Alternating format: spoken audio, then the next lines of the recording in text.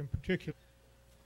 And the opinion was to the effect that meetings of these bodies during town meeting do not have to comply with, well, more specifically, the Attorney General will not enforce complaints that the open meeting law was not complied with regard to meetings of the Board of Selectmen Advisory Committee and Planning Board held ad hoc during town meeting, which they often are to get a consensus on something new that's come up during the debate on a warrant article. The Attorney General's opinion extended also to what it called meetings within or outside of town meeting, meetings of town meeting member bodies or appointed bodies by town meeting. And this was, I think, meant particularly to pick up meetings of the standing committees in towns like Framingham, where there's a whole bureaucracy of standing committees of town meeting members. But, and the question of whether it applied to moderators' committees was raised, and the Attorney General just today ruled that the exemption or the non-enforcement clause would extend to moderators' committees.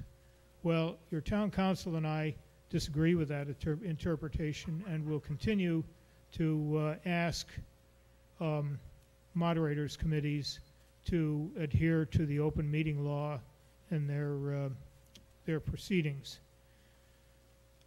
Okay, we will this evening take the warrant articles in the order in which they appear on the warrant and in the index to your combined reports, with one exception. Dr. Balsam, our health director, and the chair of the advisory committee on public health neither of them will be here next week, and have requested that we advance the Article 17, the article on essentially creating a moratorium on the establishment of medical marijuana facilities. They've asked that this Article 17 be advanced so that we take it up immediately after we complete the budget. I will now accept a motion to advance Article 17 to be heard immediately after Article 8. Is there a second? Those in favor, please say aye. Aye. Those opposed, no. Motion carries 179 to 1.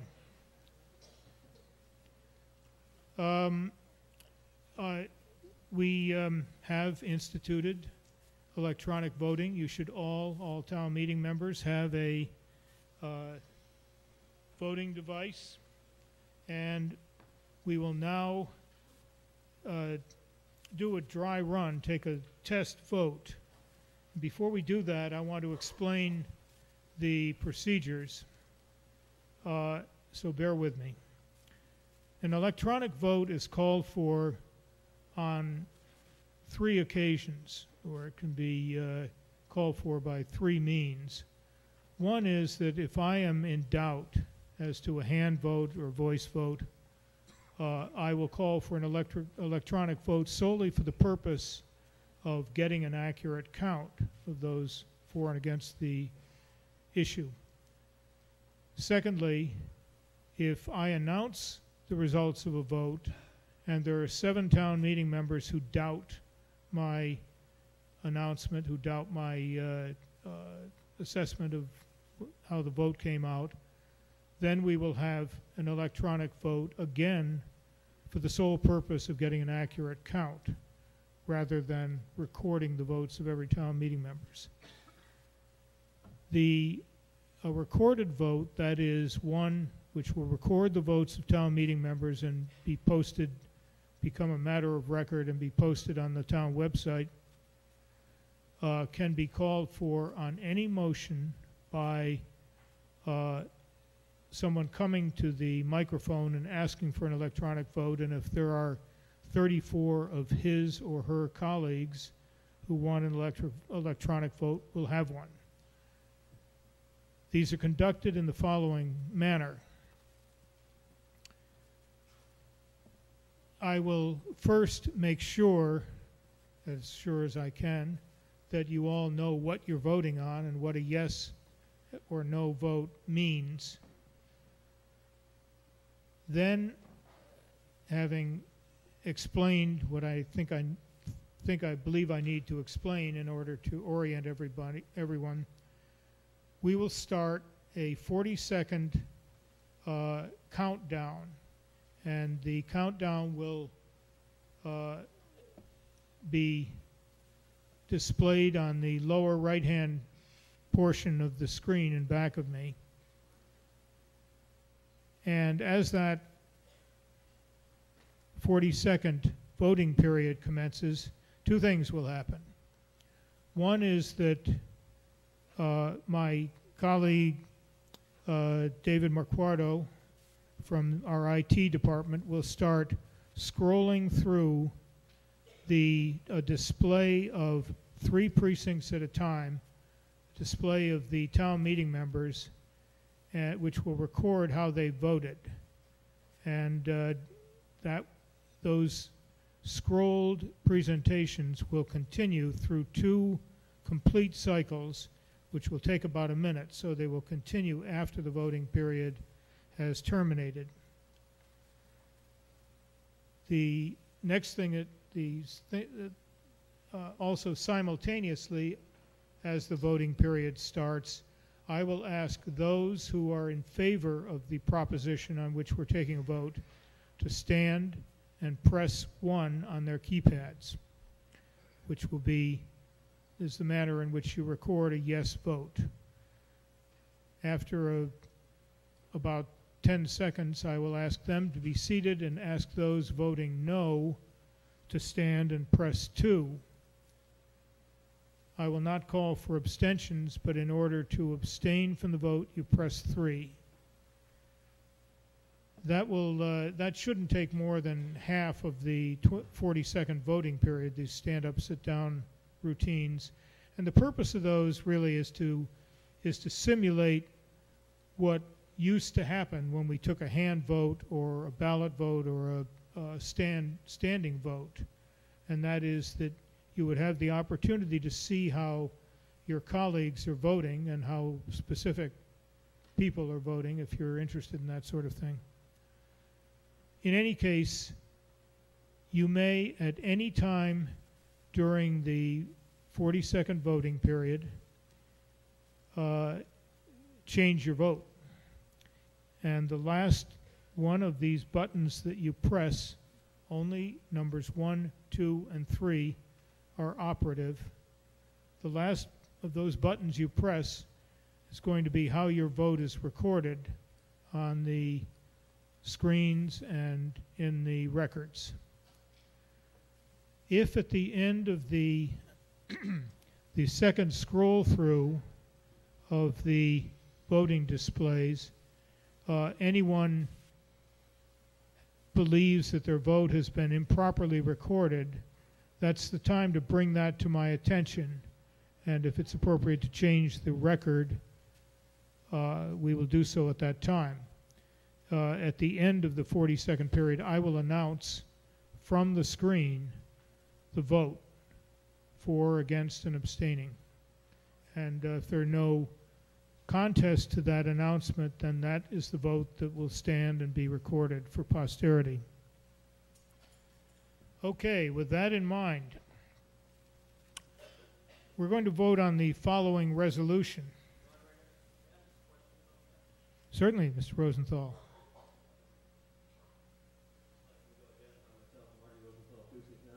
Can you jog my memory whether abstentions are recorded differently from absences, or whether they both come down as A's? What's the question? If you wish to abstain, you said to get number 3. Yep. I think I can understand. But the question is, will it be recorded simply as an A, which will be indistinguishable from absence? It will be recorded in a manner that will distinguish it from absences. Is that correct? All right, I'll wait to see how, but I think both will be worthwhile. Thank Thank you. you.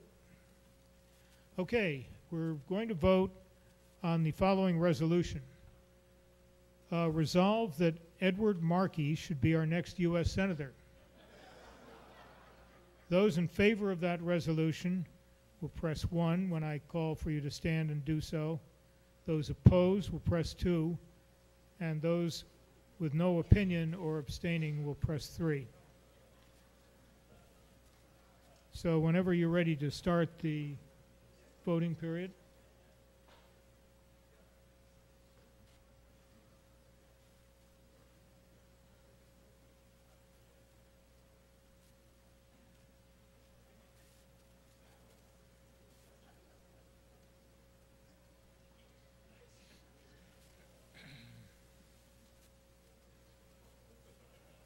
You're going to have to start the period over again.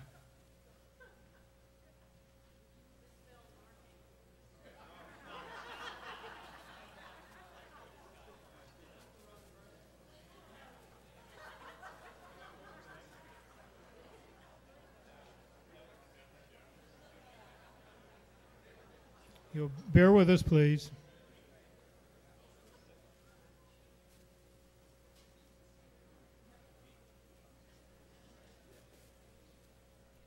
M-A-R-K-E-Y, Edward.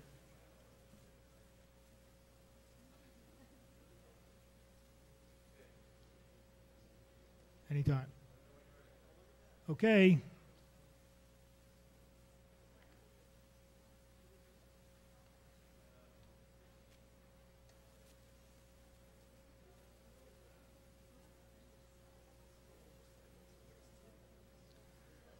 You're seeing a demonstration of why we have a test vote.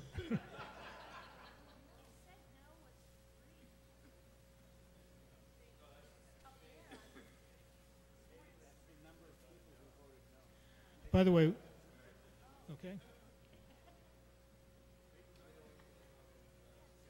Yeah, go ahead. Okay, those in favor of that resolution, please stand and press 1. Thank you. You may be seated. Those opposed, please stand and press 2. You may be seated.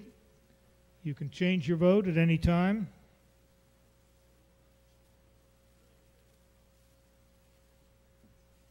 And you'll see your how you voted, how the system has recorded your vote displayed as we scroll through the screens.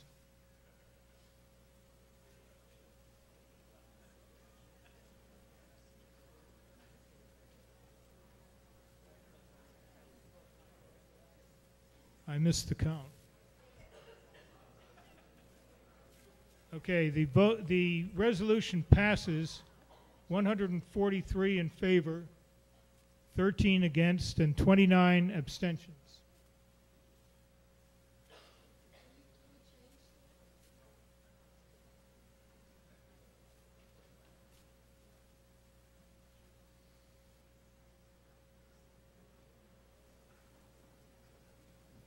See, we don't have precincts as a heading, but each name is preceded by the precinct. Okay, thank you very much. That was an electronic vote. Mr. Rosenthal. Sorry again, but if so am I. voted and it wasn't recorded, I did it twice actually, but should we call that to anybody's attention? Yes. As I am now? Call it to mine, and if you wish your vote to be recorded, I'll change the. So just watch it and tell you, and you'll Yeah. leave the magic wand. But I ask you to see Stephanie Orsini, who's the other member present from our IT department, and she'll check out your device.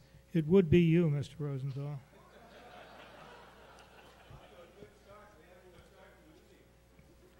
Well, we're starting right now. Yes, Mr. Vitolo. Tommy Vitolo, Town Meeting Member, Precinct 1. Mr. Moderator, because warrant Article 17 might reasonably have been expected to come up Thursday instead of tonight. Will you accept a motion to take it up first order of business on Thursday so that those interested in speaking on it have another 2 days to prepare as they would have Well, expected Mr. to? Vitolo, I think that's the way it's going to work out, because I think we'll barely get through the budget this evening and may have to go overtime to get through Article 8, so that Article 17 will be heard first thing Thursday morning and Thursday evening, and that's what was really intended here. But if we happen to finish the budget early, which I'm an optimistic man. I consider the prospects somewhat dim, but if we do, then according to the vote of town meeting, we will then take up Article 17, Which is why I'm making the motion I'm making. which is, To instead take up Article 17, first order of business on Thursday. well, that presents the following problem. When we finish the budget, if we finish early, we will be faced with Articles 9 and 10, which would be the next order of business.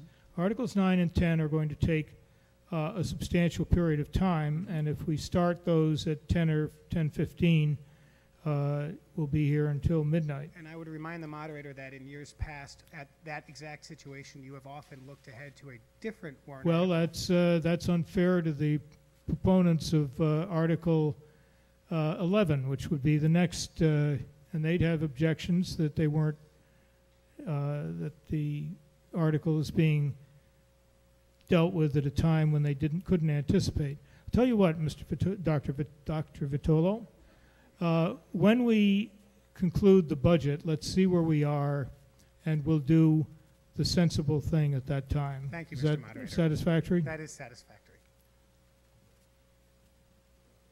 Okay, I believe we've completed all of the preliminaries, and we turn to Article 1. The motion offered under Article 1 is on page 1-2, that the town establish that the number of measures of wood and bark be 2, to be appointed by the selectmen. It's moved by Mr. Bors, seconded by Ms. DeWitt. Before we call on Mr. Green, let me just announce that Mr. Kane, a town meeting member from Precinct 6, informs me that his father-in-law, George Carroll, who is one of the measurers of wood and bark, is ill.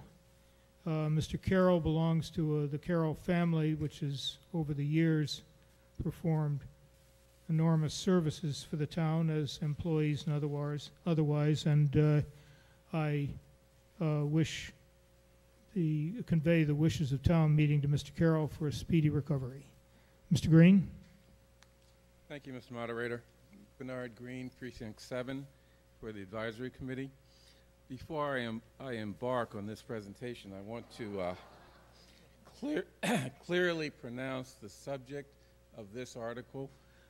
It is measurers of wood and bark. That's for the benefit of those people like me who never really read carefully the article in the past. Article 1 seeks town meeting approval to fix the number of persons to serve as measurers of wood and bark at 2, and to delegate to the Board of Selectmen the selection and appointment of those measurers. For many years, Stanley Spiegel has spoken with puns, homonyms, and wordplays for the Advisory Committee on this article. It was a popular device to prevent town meeting members from getting bored and leaving the hall.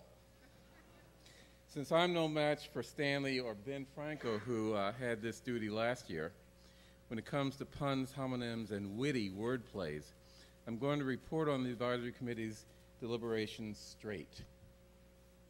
The article is mandated by general laws, which requires that cities and towns annually choose one or more measurers of wood and bark.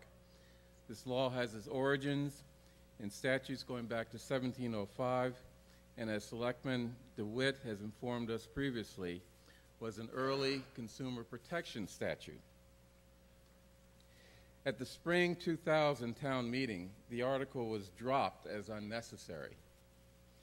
But in the fall, a petition of registered voters put on an article to restore the wood and bark article as the first article for each annual town meeting going forward. Town meeting, rooted in this ancient tradition, voted to make the wood and bark article the first article on each spring warrant. The current measurers are William McGroarty and, as the moderator indicated, George Carroll, who are regular town employees and who receive no additional pay or benefits for this task. I guess the question is there any purpose to having a measurer of wood and bark in this modern age? In 2009, the advisory committee reported on an instance of a town resident calling on the services of the measurer of wood and bark to resolve a dispute concerning the size of a cord of wood delivered to his house. However, no record has been found by the advisory committee of the resolution of this dispute. In 2010, the Asian longhorn beetle infestation hit Brookline, and wood or wood debris larger than 1/2 inch in diameter was banned from being taken out of South Brookline. A job for the measurer of wood and bark? One of the current measurers told me that he probably would not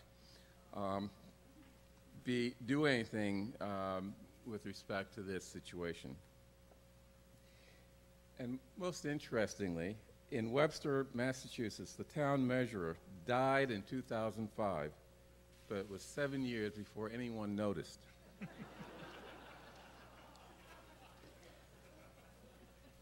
The local headline was, "Measuring wood and bark, not a lively task."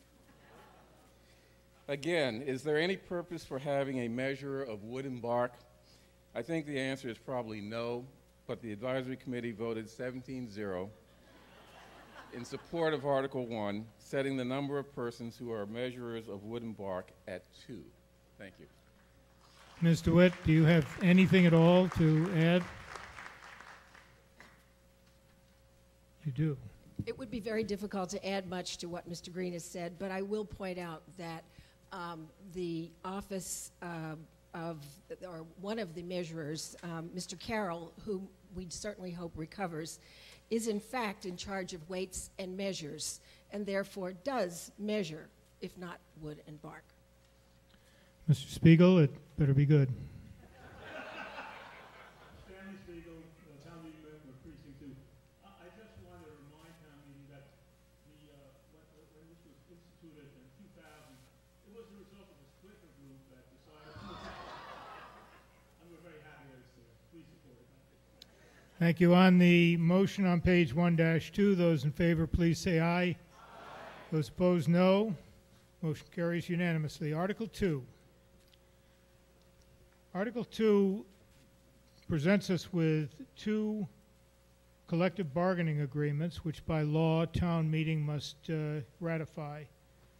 The motions under Article 2 are found on page 2-3 in the middle, relating to the Ask Me Council 93, and on page 5 of the, I guess, gold supplement, relating to the town engineers and librarians or employees of the library. These motions are moved by Ms. DeWitt, seconded by Mr. Bors, and as a matter of tradition, we call on Ms. DeBow to explain the specifics of these contracts that are before you. Ms. DeBow.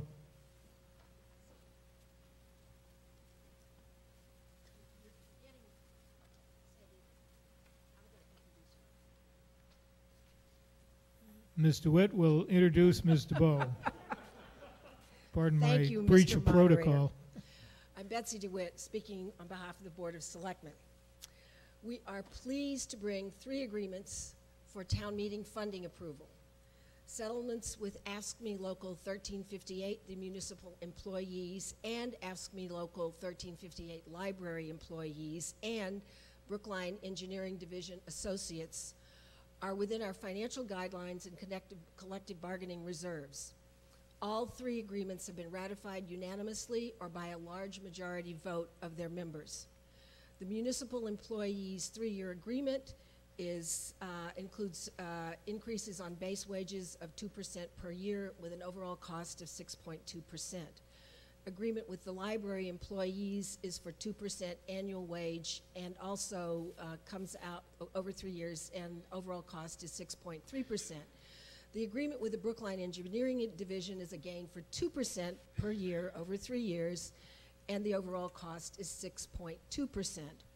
There are summary tables for each contract in the combined reports and the documents that you received tonight. These contracts are fair and provide increased wages slightly above the U.S. inflation rate of 1.5% and Social Security cost of living adjustments of 1.7%. Bear in mind that benefits are not part of the wage calculation, and for the next year, the cost to provide benefits has increased by 9.4%. As in any negotiation, there were some trade-offs. Minimum vacation days for future employees are limited to 4 weeks annually and will be earned after 15 years. How many in this room actually have or had 5 weeks of paid vacation after 10 years in their employment? For AFSCME, longevity pay scales were adjusted at employees' request, and for the engineers, steps were adjusted to increase opportunity for advancement in a given pay grade. Concerns raised about a possible 2-tiered system, I believe, are misplaced.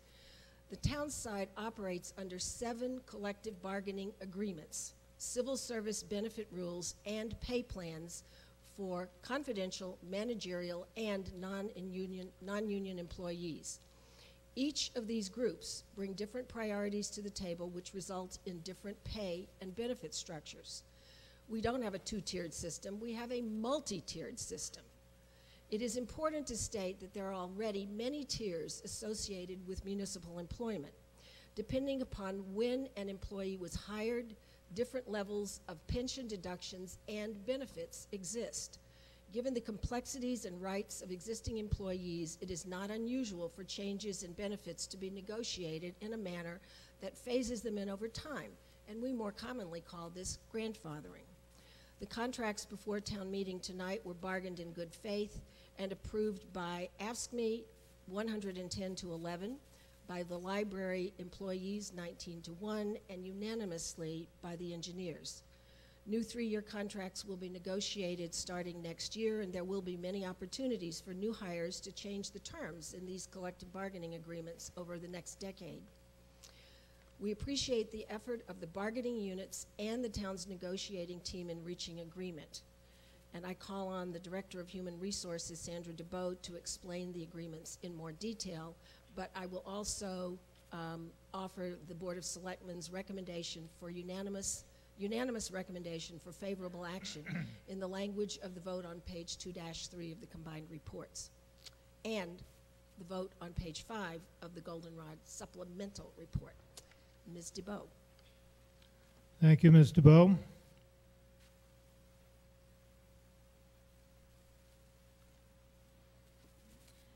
My name is Sandra DeBoe. I'm the Human Resources Director for the town. I'm not sure I can add that much more detail. Thank you, Betsy. One of the other things that we got for all 3 bargaining units was direct deposit and electronic pay advisory, which we now will allow us to administer our pay more efficiently.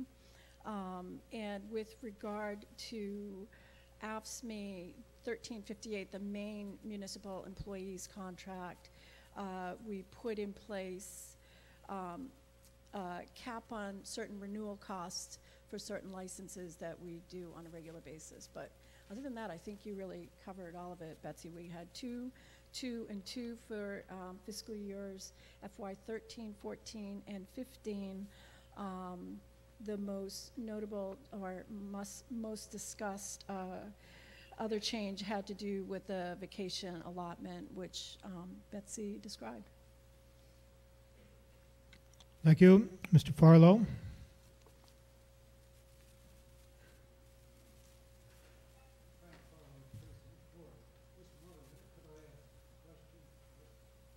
Sure. It is whether the same differential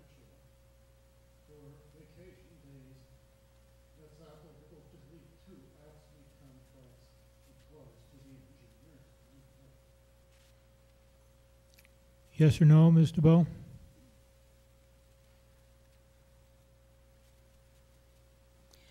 The engineer's contract is slightly different. Again, each group brings different priorities to the table. They have a cap of 4 weeks, as do the other contracts. Previously, that amount was 5 weeks. And with the engineers, that kicks in at 10 years. Whereas with the AFSCME, two bargaining groups, it kicks in at 15 years. Thank you. Would you come forward, Mr. Farlow?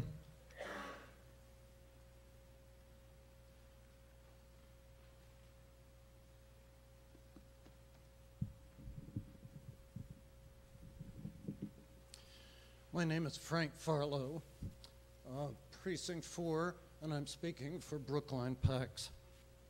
Last week's PACS board meeting, at which we discussed our warrant article recommendations, was well attended because of Article 10. That was fortunate for another unexpected reason. It enabled us to have a more searching discussion about the two AFSCME agreements we were aware of at the time, which contain a two-tier vacation benefit system. I'm not perfectly clear as to whether they are identical to the new engineers agreement or not, but I think the entirety of what I'm to say applies to all three. These agreements distinguish between current employees and new hires by reducing the rate at which the new employees accrue vacation days and reducing the maximum number of days accruable from year to year. The reason PACS is concerned is that two-tier pay and benefit systems are a major contributor to the enormous national weakening of our unions over the past 2 decades, and thereby to the decades-long financial decline of the middle class. Undermining union solidarity by opening a gulf between generations, they advantage current employees by disadvantaging future younger ones. In addition to setting one generation of employees against another, two-tier systems also have a harmful effect on the long-term well-being of the union itself. A new hire who learns that the union has just agreed to reduce his or her vacation benefit in relation to all employees hired previously will be less inclined to join that union. PACS and all of us in town meeting face a major practical problem in deciding how to relate to this issue. We didn't learn of the existence of the two-tier system in these agreements until the combined reports were published. This will be true of any future such systems as well, since state law appropriately mandates that the content of negotiation proposals be held confidential by the negotiating parties until agreements have been signed and ratified. We'd probably all agree that we wouldn't want to see Brookline, a two-tier system that creates a major wage disparity between generations, substantially driving down the economic well-being of the town's future employees. Thankfully, we're not likely to. But the question then becomes, at what point should town meetings step in and ask the negotiating teams to return to the bargaining table? PACS is well aware that this particular arrangement is a much less onerous example of a two-tier system than, for example, the giant wage differential instituted at General Motors. But we're also distinctly uncomfortable that nationally, gaps that were initially small have shown a strong tendency to grow progressively wider over time.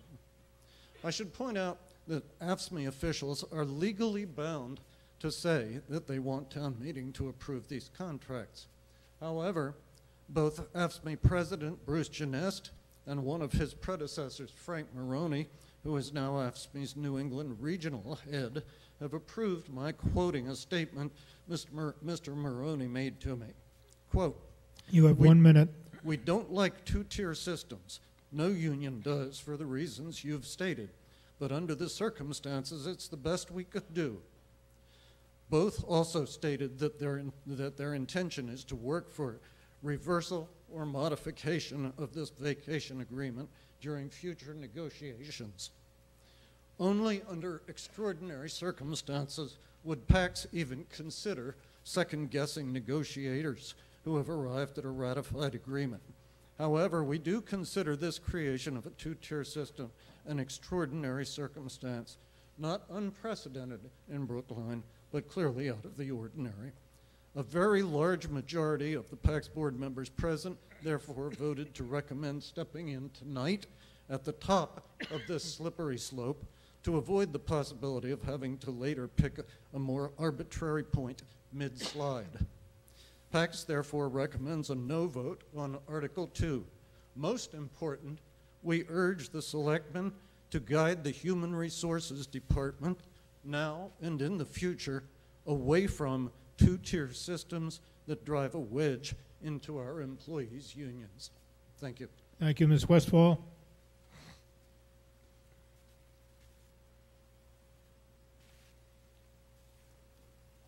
Christine Westfall speaking for the Advisory Committee. The Advisory Committee recognizes that contract negotiations in the town present us with a delicate balance.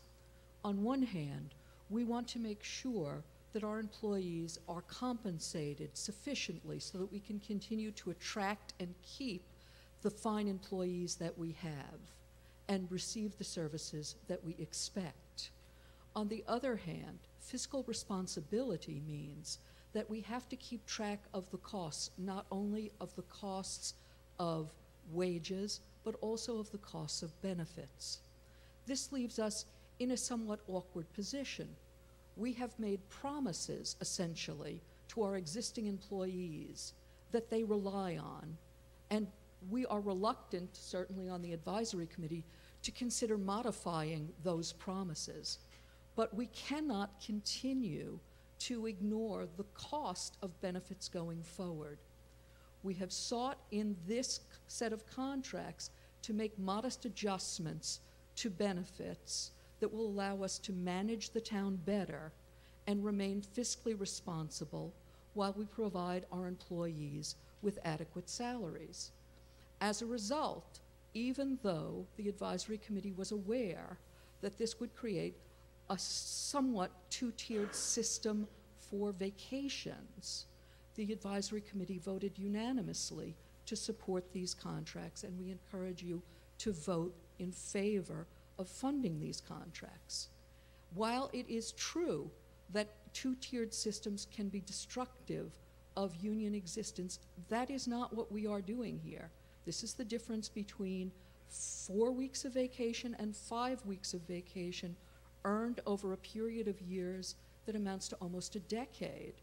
Very few people who are starting in their first year are going to resent the fact that somewhere down the line their vacation will not be as long. Eventually they'll get there, because we all resent anything that somebody else gets that we can't have. But we've got to be responsible about this, and we feel that it is. A unanimous Advisory Committee voted in favor of this. Mr. Jones. Ms. Brickman.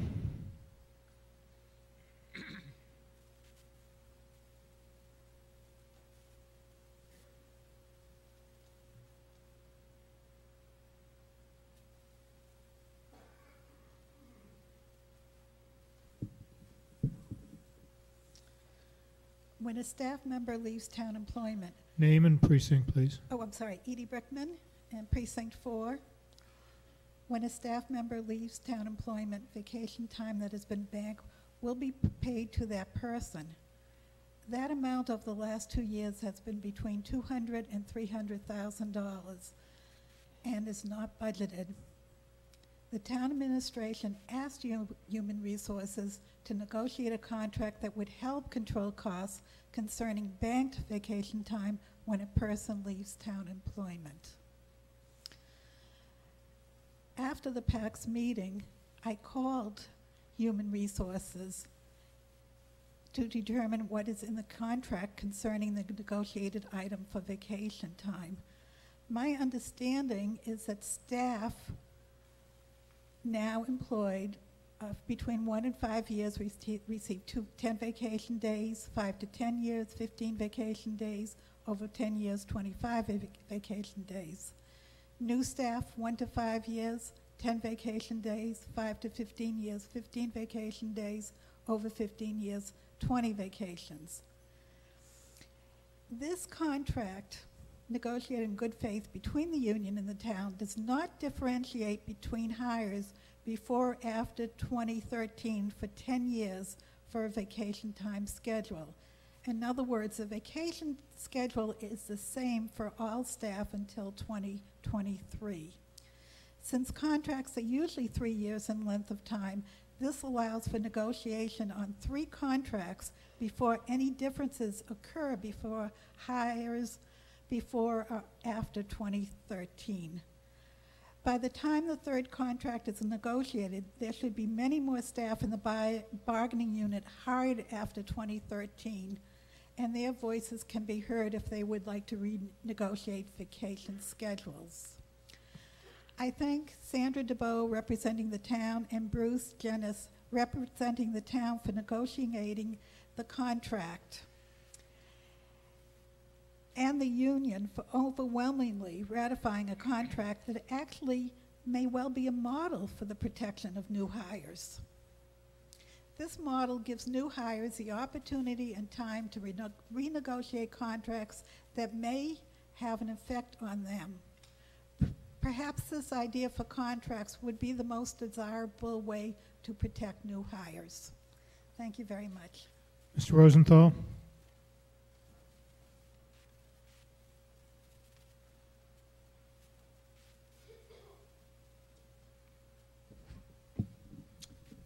Thank you, Mr. Moderator. Marty Rosenthal, Precinct 9. I'm the other PACS co-chair. I am not speaking for PACS. I also have a missing front tooth, so I will lisp a little bit. I tried to limit my remarks to 1 minute and give out the email that I sent the TMMA list this morning, but the moderator reminded me that was not possible. So I'm hoping to speak for only about 3 minutes. It's not easy for me to go in a different direction from the PACS board, and especially from Frank, who is basically a saint as far as what he does for the town and for PACS. But I'm here because I think that the recommendation of the PACS board was well-intentioned, but is misguided and is not the right way to go on this. I actually think that the 2-tiered provision, and I hadn't heard the term until the PACS board meeting about 10 days ago. It's a very limited one. I was in the public sector for 20 years as a public defender. I had 2 weeks vacation time at the beginning, then 3 weeks, then 4 weeks, then eventually I was there long enough for 5 weeks. My wife does employment law for plaintiffs, and she says that you have to stay longer in a job to get more vacation time. So while this may be a bad concept in general, 2-tiered contracts and 2-tiered benefits, this one is pretty limited, and in my mind it's not enough reason to defund or unfund a contract that's been collectively bargained, that the union members want by their vote, and they deserve a pay increase. They've waited for this pay increase, and I just don't see this as enough of a reason to say no to them, go back to the drawing board. I commend my PACS colleagues for their good intentions, for raising this issue, which most of us hadn't heard of. I hope the town meeting has learned something from it. I hope the selectmen and the Human Resources Board have, and the unions too will be very cautious about such provisions in the future. But I'm going to vote for the funding, and I would suggest town meeting members do as well. We're going to take 2 separate votes on the 2 contracts. First, on the motion in the middle of the page. Yes, Mr. Carroll? Want to request a recorded vote? Sure. Well, if there are 35 town meeting members who would like a recorded vote, we'll have one.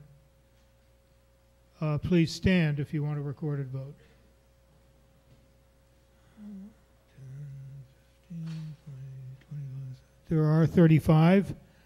Please be seated. Mr. Moderator? Is Mr. Friedman? Is it too late to ask a question? I'm sorry? Is it too late to ask a question? Well, we're in the middle of a vote, Mr. Friedman. Well, I didn't know when the speakers were ending. Go ahead and ask your question. Okay, Harry Friedman, Precinct 12. Given that we're asked to approve these contracts, is there a way in the future to either include the contract in the combined report or have it sent to us as a PDF? What are the possibilities of that, Mr. Bowe? I mean, these things usually happen, Mr. Kleckner, usually happen very late in the game. Mr. Moderator, Mel Kleckner, Town Administrator. You're right, the human nature being what it is, and with a deadline, these contracts often get played out to the last minute. But I think we would commit to at least trying to incorporate the memorandum of understanding, which is basically a summary of the changes in the future. Thank you. Thank you. Now, we're voting. You want a recorded vote on both contracts? Yes. Okay. We'll vote first on the Ask Me contract on page 2 dash. The vote motion on page 2-3. A yes vote is in favor of the contract, and no vote is against the contract. So whenever you're ready to start the cycle. Oh, this is AFSCME Council 93 contract. AFSCME Council 93 contract. I'm sorry, add to that Council 93, comma, Local 1358. 1358.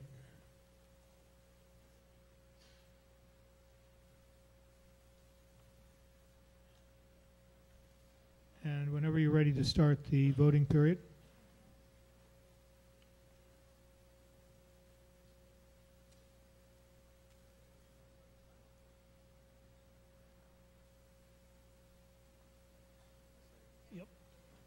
Okay, those in favor of the contract, please stand and press 1. You may be seated. Those opposed to the contract, the motion on page 2-3, stand and press 2. You may be seated. Those abstaining can press 3 at any time. In fact, you can change your vote at any time during the voting period.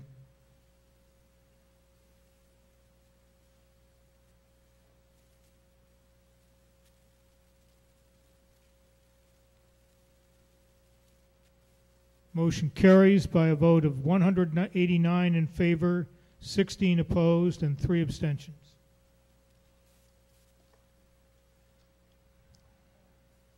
Make that 4 abstentions, please, because your town moderator neglected to vote.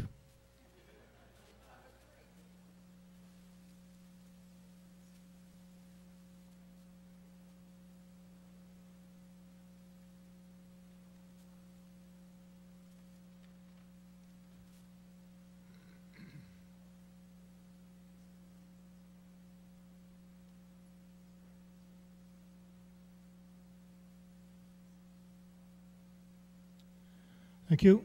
You can stop the scrolling. We will now proceed to the vote on the page 5 of the yellow supplement.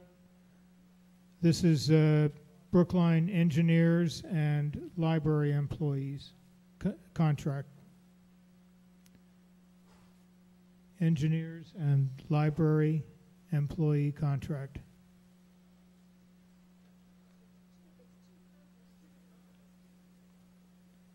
Well, they're in one motion. So it's a single motion covering 2 contracts, the engineers and the library employees. Whenever you're set, Mr. Marquardo.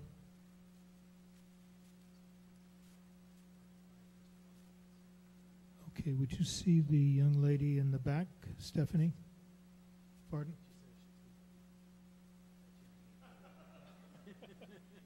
Well, speak to me after, in just a moment. You can stay there.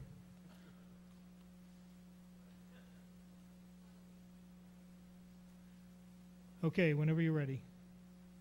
This is on the motion on page 5 of the yellow supplement. Those in favor of that motion, please stand and press 1. You may be seated. Those opposed to that motion, please stand and press 2. You may be seated.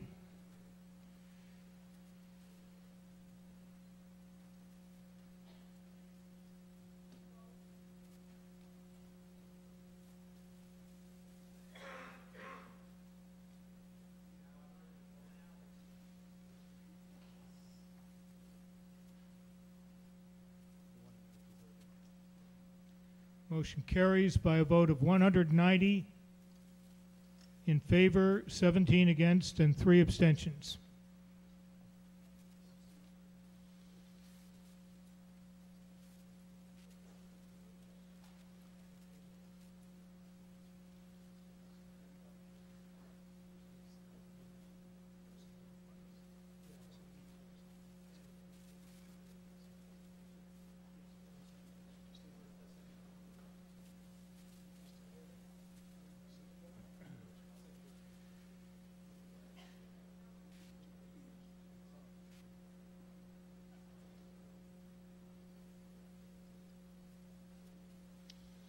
Thank you. Once again, I remind you that only the second row of numbers works for electronic voting. Numbers 1, 2, and 3. Okay, we voted on both contracts, all 3 in those 2 motions that you just approved, and we will proceed now to Article 4. Article 4 relates to special appropriation closeouts or rescissions. There are none. We will now proceed to Article 3.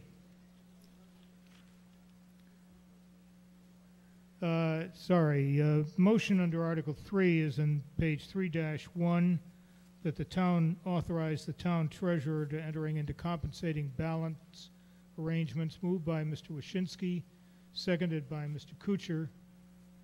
Dr. Kuchar, Mr. Wyszynski. I was so excited by those 2 electronic votes that I lost my train of thought.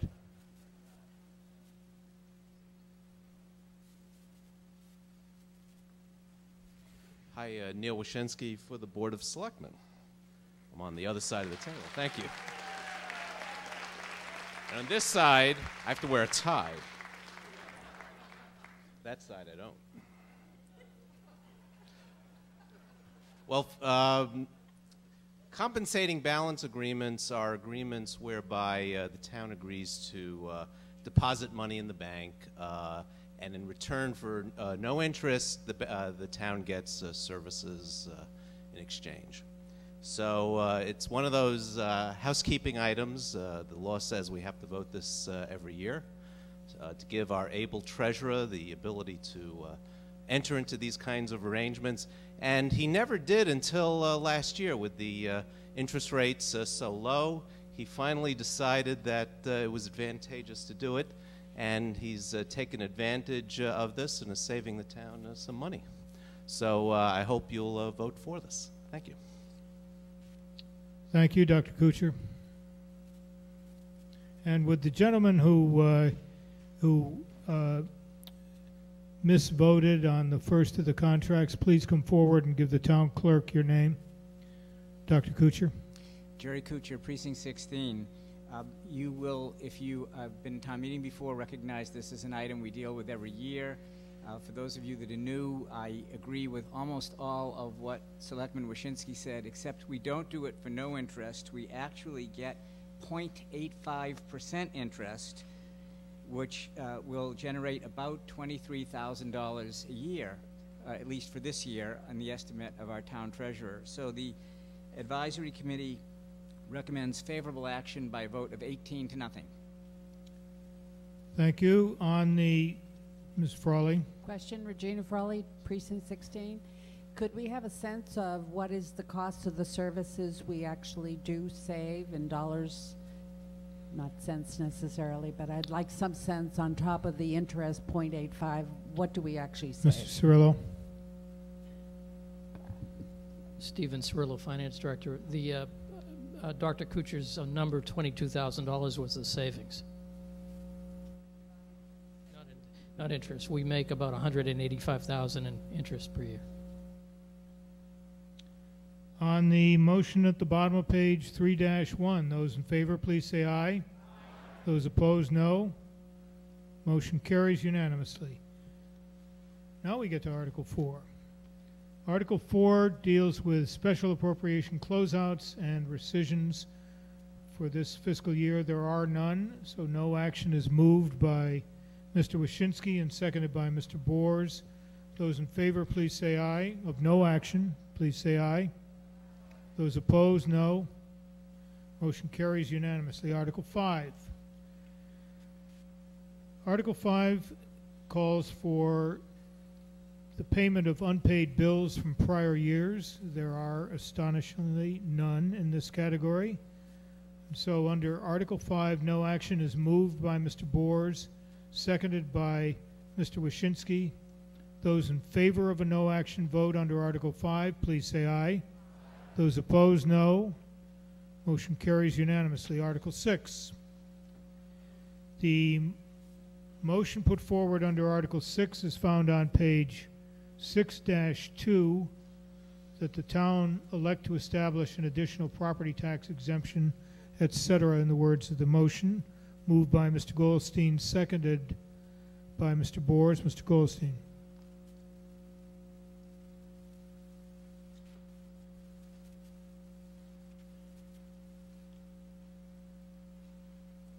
Good evening. Ken Goldstein for Unanimous Board of Selectmen. This is an annual article which town meeting has approved every year since 1989.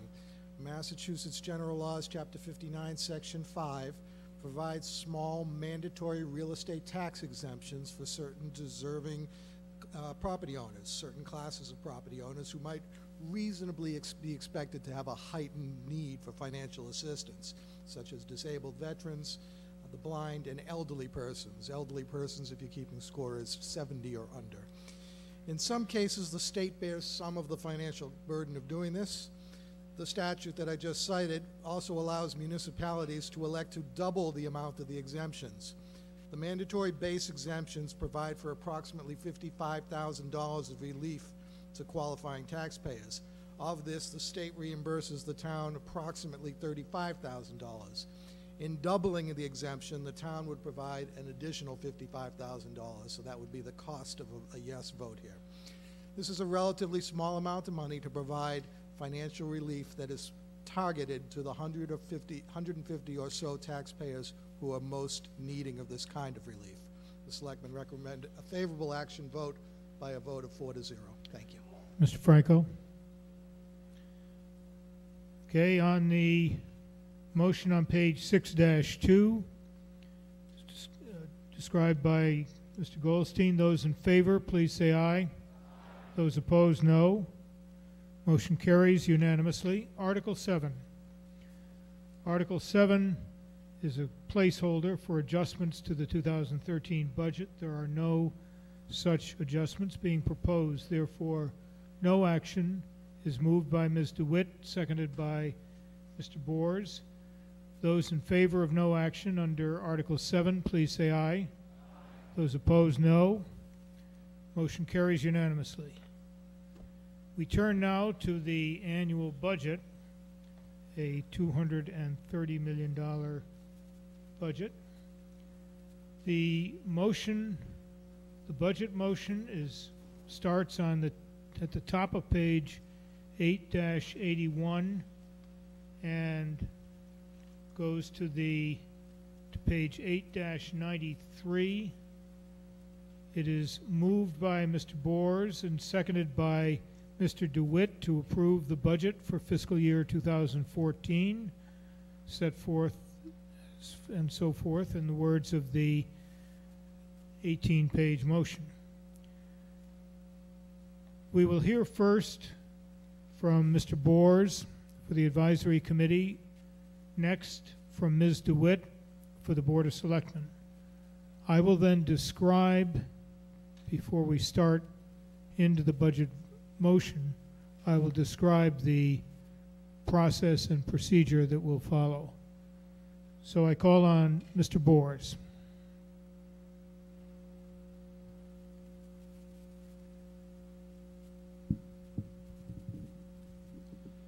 Good evening, Harry Bors, speaking on behalf of the Advisory Committee on Article 8. Now, there are certain concepts that are ingrained in us culturally. Eternal life, even though we all do dread shuffling off our mortal coils, an expanding universe, and economic growth and expansion. But when it comes to economic growth and expansion, at least at the municipal level, we're constrained by the confines of geography and our tax base. So we have to decide what it is we truly want and what it is we're willing to pay. Now, fiscal discipline has helped maintain Brookline as a relatively strong community, and in fact, that's recently been reaffirmed by our AAA bond rating status, but we're not immune to financial strains. The school department costs, largely driven by increases in enrollments, continue to outpace our ability to increase revenue. And so this pressure is going to have significant impacts on us financially, and perhaps even socially, in the next few years. This year's FY14 budget serves as a bridge of sorts as we formulate our approach to those challenges that are coming just over the horizon. Now this year, our available revenue increases by 2.4% to $229 million, and more than 2/3 of that comes from our property tax alone, and that is both a strength and a weakness. This year, tax revenues in total, that's inclusive of new development, as well as residual override funds, increased by 3.2% to $176 million. Our local receipts increased to $22 million, and state aid is now up to $16.9 million. And while that is a welcome 11.5% increase, it is still well below what it once was. Certified free cash for FY14 is $9.7 million, with $7.7 available for our appropriation and $4 million of that going toward our CIP. Of course, counterbalancing this $229 million in revenues are our expenses, the greatest of which are our departmental expenditures. They increased by 3.5%. We're allotting $69 million to town departments, that's an increase of 2.2%, and $83 million to our school department. That's an increase of 4.7%. In addition, we have non-departmental expenditures, which also increased by 8.2% to $63 million. And this is for things like reserves, insurance, debt service, which, by the way, is down by 4.6%, and most significantly, our employee benefits, which are increasing by 10%.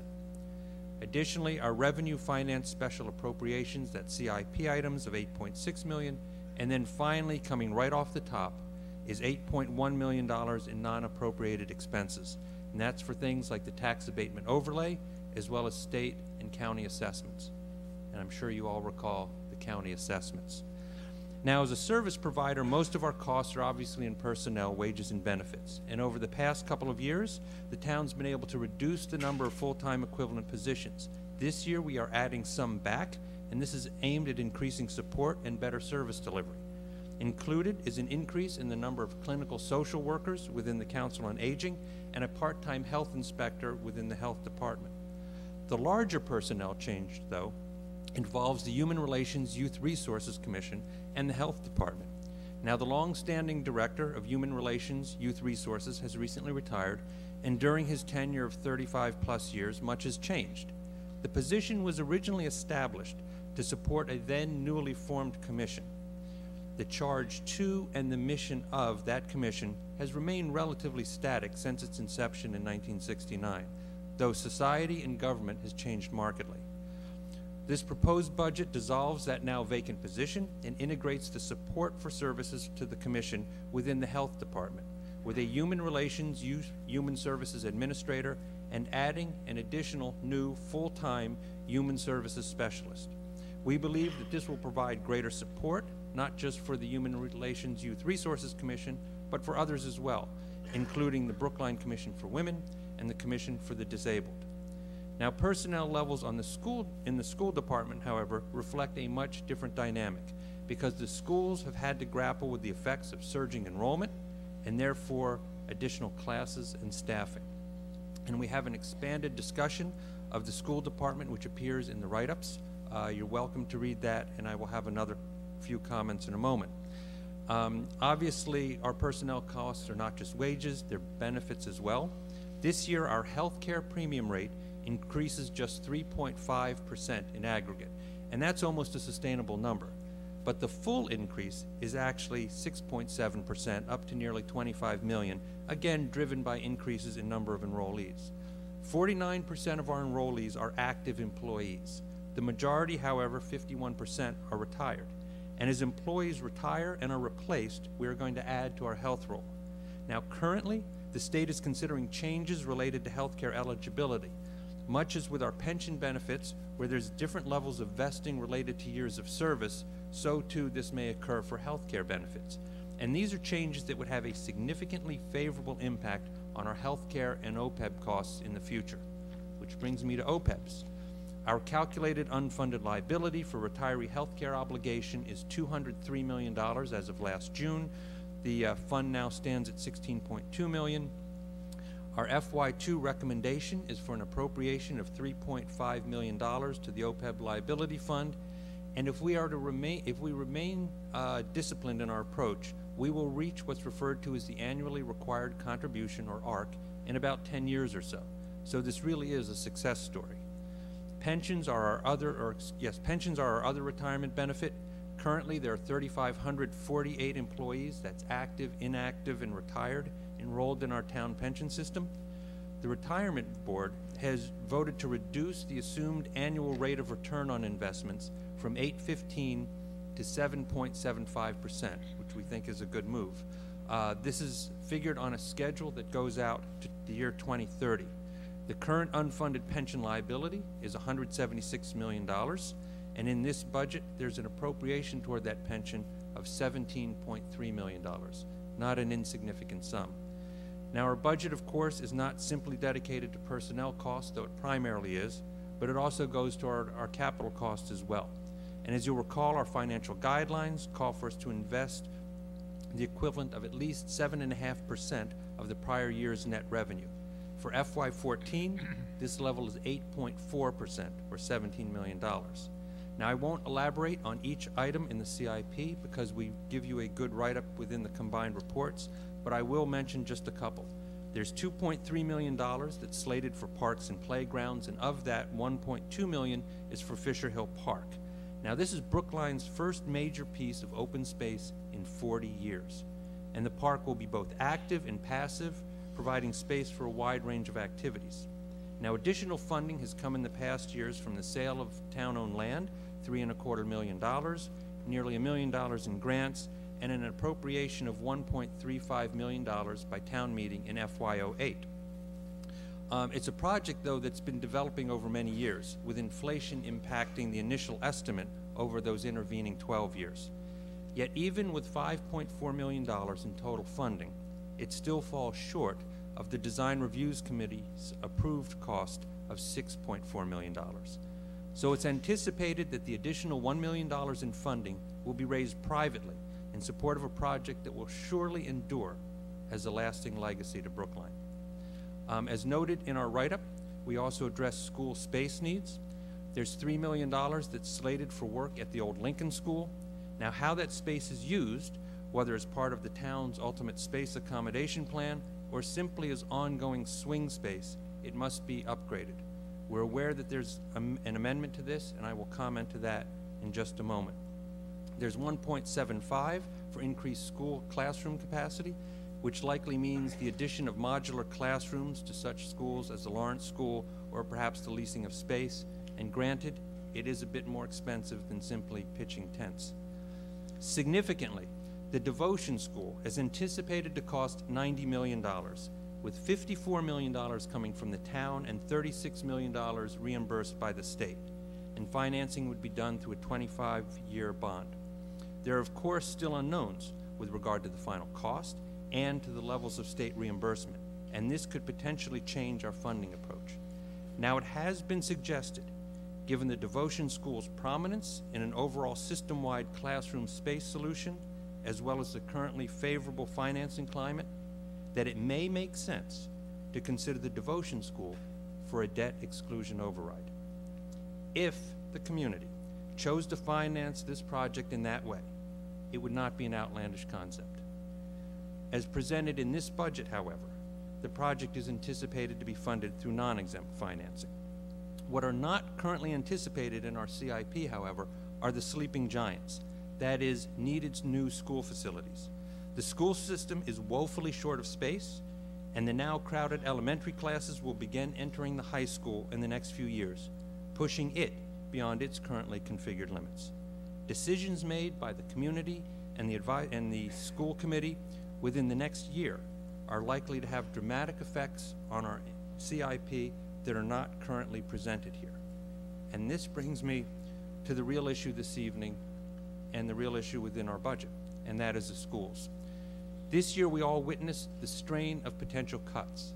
Fortunately, these cuts were able to be reinstated because of freed reserve funds within the school budget and the addition of one-time funding provided by the reductions on the town side. But these are one-time funding sources. And so this restoration plan is seen as a bridge for FY14. But ultimately, it needs to be a bridge that leads somewhere. Now, over the past years, we've seen an unprecedented surge in enrollment at the schools. Staff, facility, funds have been spread thin. And now our school system is on the brink of significant change. Now, undoubtedly, with more children comes greater community animation and life and energy. It is part of a regenerative process that keeps communities full and alive. But it also presents challenges, because even if incoming classes decline, and they may, we are still out of space, and simply adding classrooms does nothing to address the common areas. Brookline must increase its capacity for the current K-8 students, for incoming students, and at the high school, where this enrollment surge will be migrating in the next few years. And so we must look past our own experiences and expectations to future families and future students, and be clear that with increased enrollment comes increased facility and staffing costs. And from a financial standpoint, this represents our great challenge.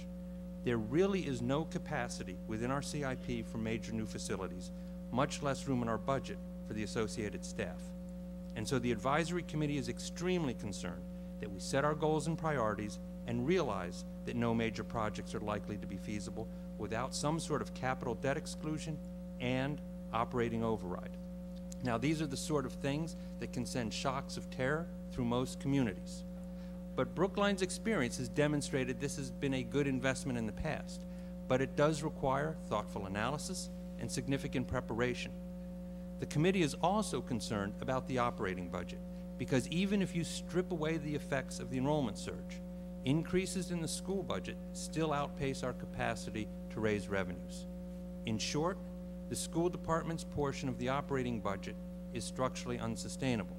Now, there are a number of known factors contributing and perhaps others yet to be understood, but employment costs tend to have the greatest effect, just as they do in each of our other departments.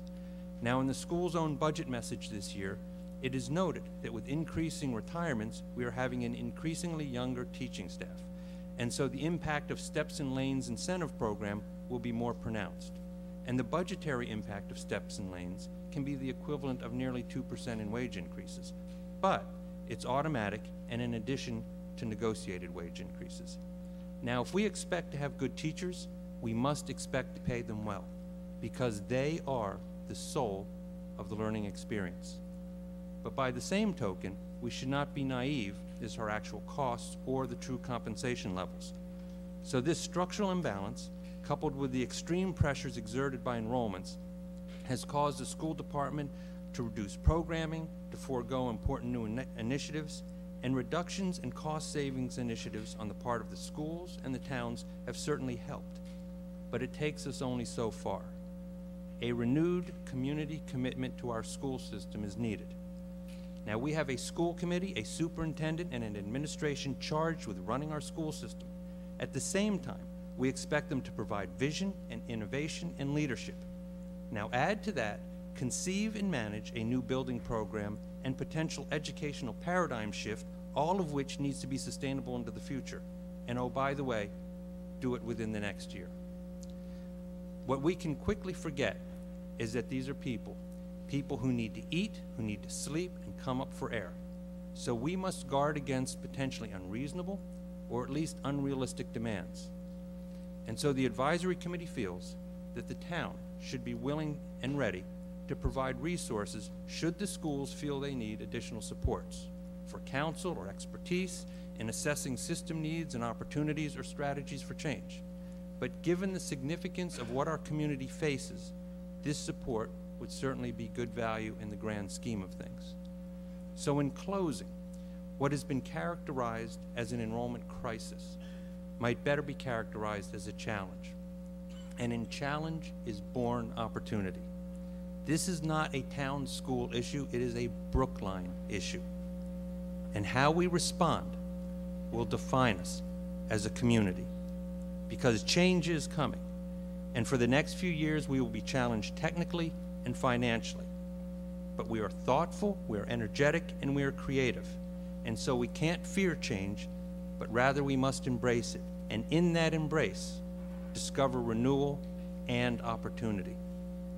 It is my privilege on the part of a unanimous advisory committee to recommend favorable action on this FY14 budget that will carry us toward those new challenges and those new opportunities. And now I will just mention the amendment that's being offered to the $3 million. Yeah, Mr. Boris, you might be more effective if you hold your comments until that amendment is That's perfect. actually That's on the floor. Okay, very good. Thank you. Thank you. Mr. Witt?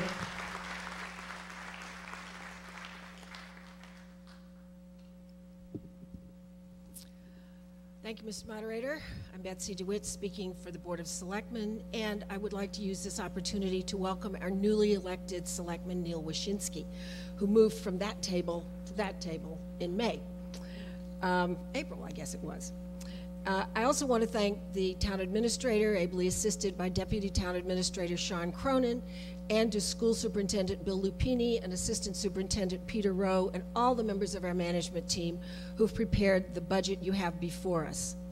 And thank you also to the Advisory Committee for your thoughtful and detailed review, and to Chairman Bors for his explanation. This budget represents the cumulative implementation of sound fiscal policies and budget discipline. The framework is the financial plan and the underlying fiscal policies that guide it. You can see them on page 8-40 to 46 of the combined reports.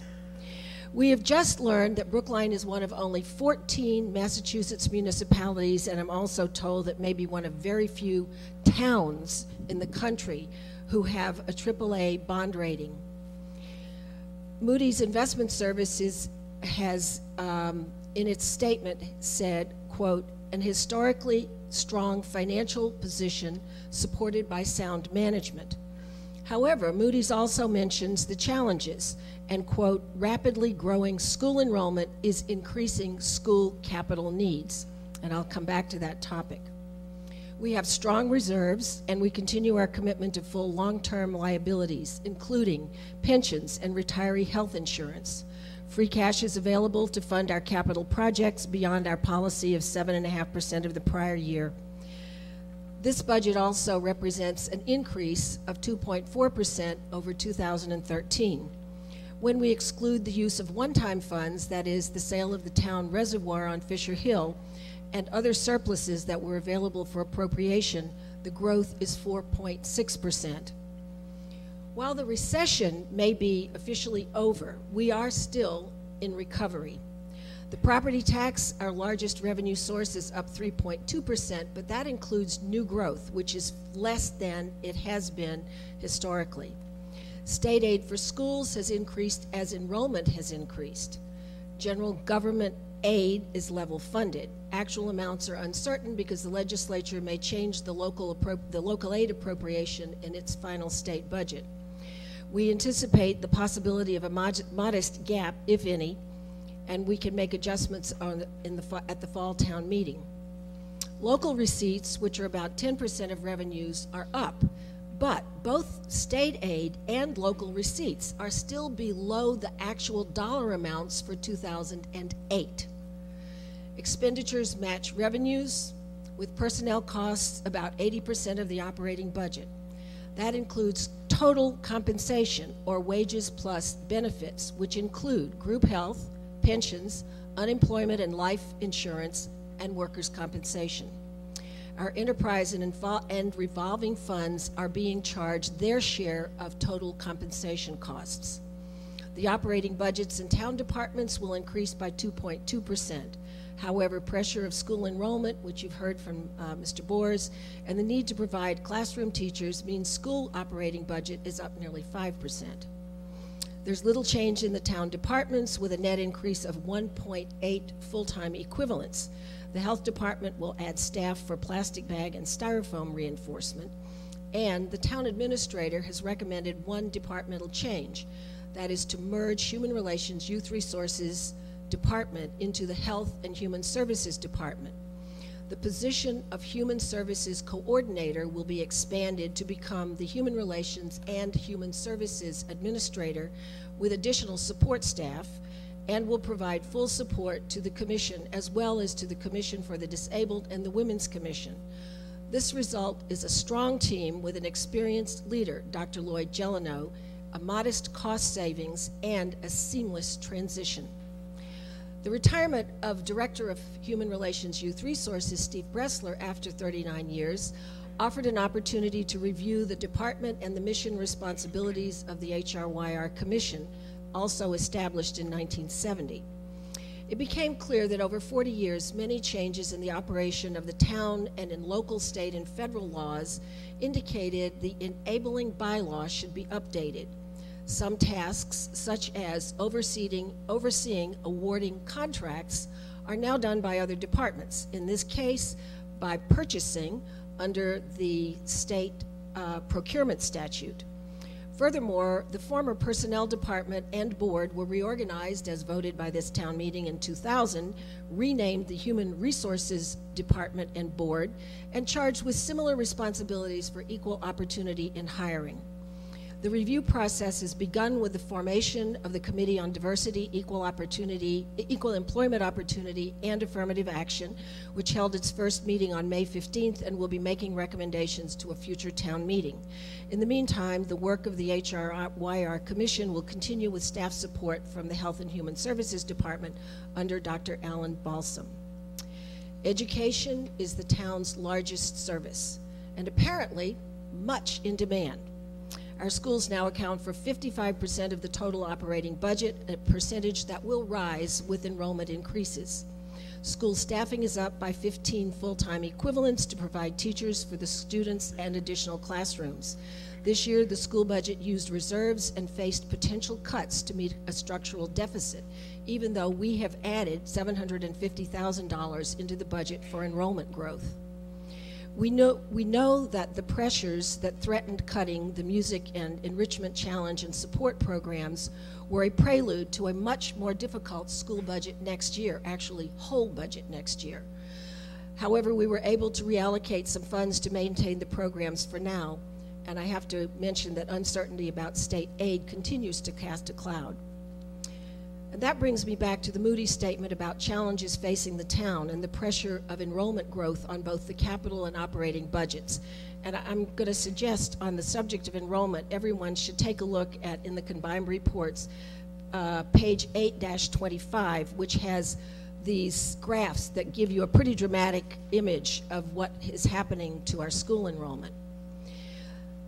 The 5-year forecast connects the operating and capital budgets based on assumptions and projects increasing deficits through 2018, and those are on pages 8-31 through 33. Coincidentally, that 2018 is the same year that the current elementary school enrollment will hit the high school, maxing out classroom capacity at 2,100 students. In 2000, there were 4,200 students in K through 8. Now there are 5,200. Since 2005, each entering kindergarten class has been 500 to 650 students, compared to averages of 400 to 450 in the previous decade. In the Capital Improvements Program, there is $1.5 million for increased capacity in K-8 buildings, including modular classrooms at Lawrence and leased space for early education. There's also a critical $3 million appropriation urgently needed to update the old Lincoln School for electrical wiring, bathrooms, heating and ventilating, and roof repairs so that it will be ready for occupancy in September 2014, because that's when we run out of class space. Both Heath and Runkle schools have been renovated with additional classrooms. Devotion is scheduled for renovation and expansion over the next 3 years. And I'm pleased to report the Massachusetts School Building Authority has given approval to move the project forward with a feasibility study and schematic designs. Devotion should be ready for a funding vote at the fall town meeting in 2014. We're very grateful that each of these school renovations has been done with MSBA financial support equal to about 40% of the total cost. Unfortunately, even after adding 37 classrooms through renovation and conversions, there's still not enough space to accommodate the enrollment over the next decade. A concept study is underway exploring expansion options at the high school. At the same time, B-Space, a joint committee of the Selectmen and School Committee, is charged with reviewing options and making a recommendation to the school committee on a plan to provide accommodation, sufficient classroom space for the projected K-12 enrollment with estimated costs by June 30th this year. Costs will vary depending on whether a new school is built or multiple additions to existing facilities, and other strategies may be considered, such as redistricting, raising student-teacher ratios, or scheduling double sessions at the high school. Based on figures provided to B-Space, some of the financial challenges facing the capital budget for school renovation would include the Devotion School for 830 students. With MSBA funding, the cost to the town could be between $55 and $62 million.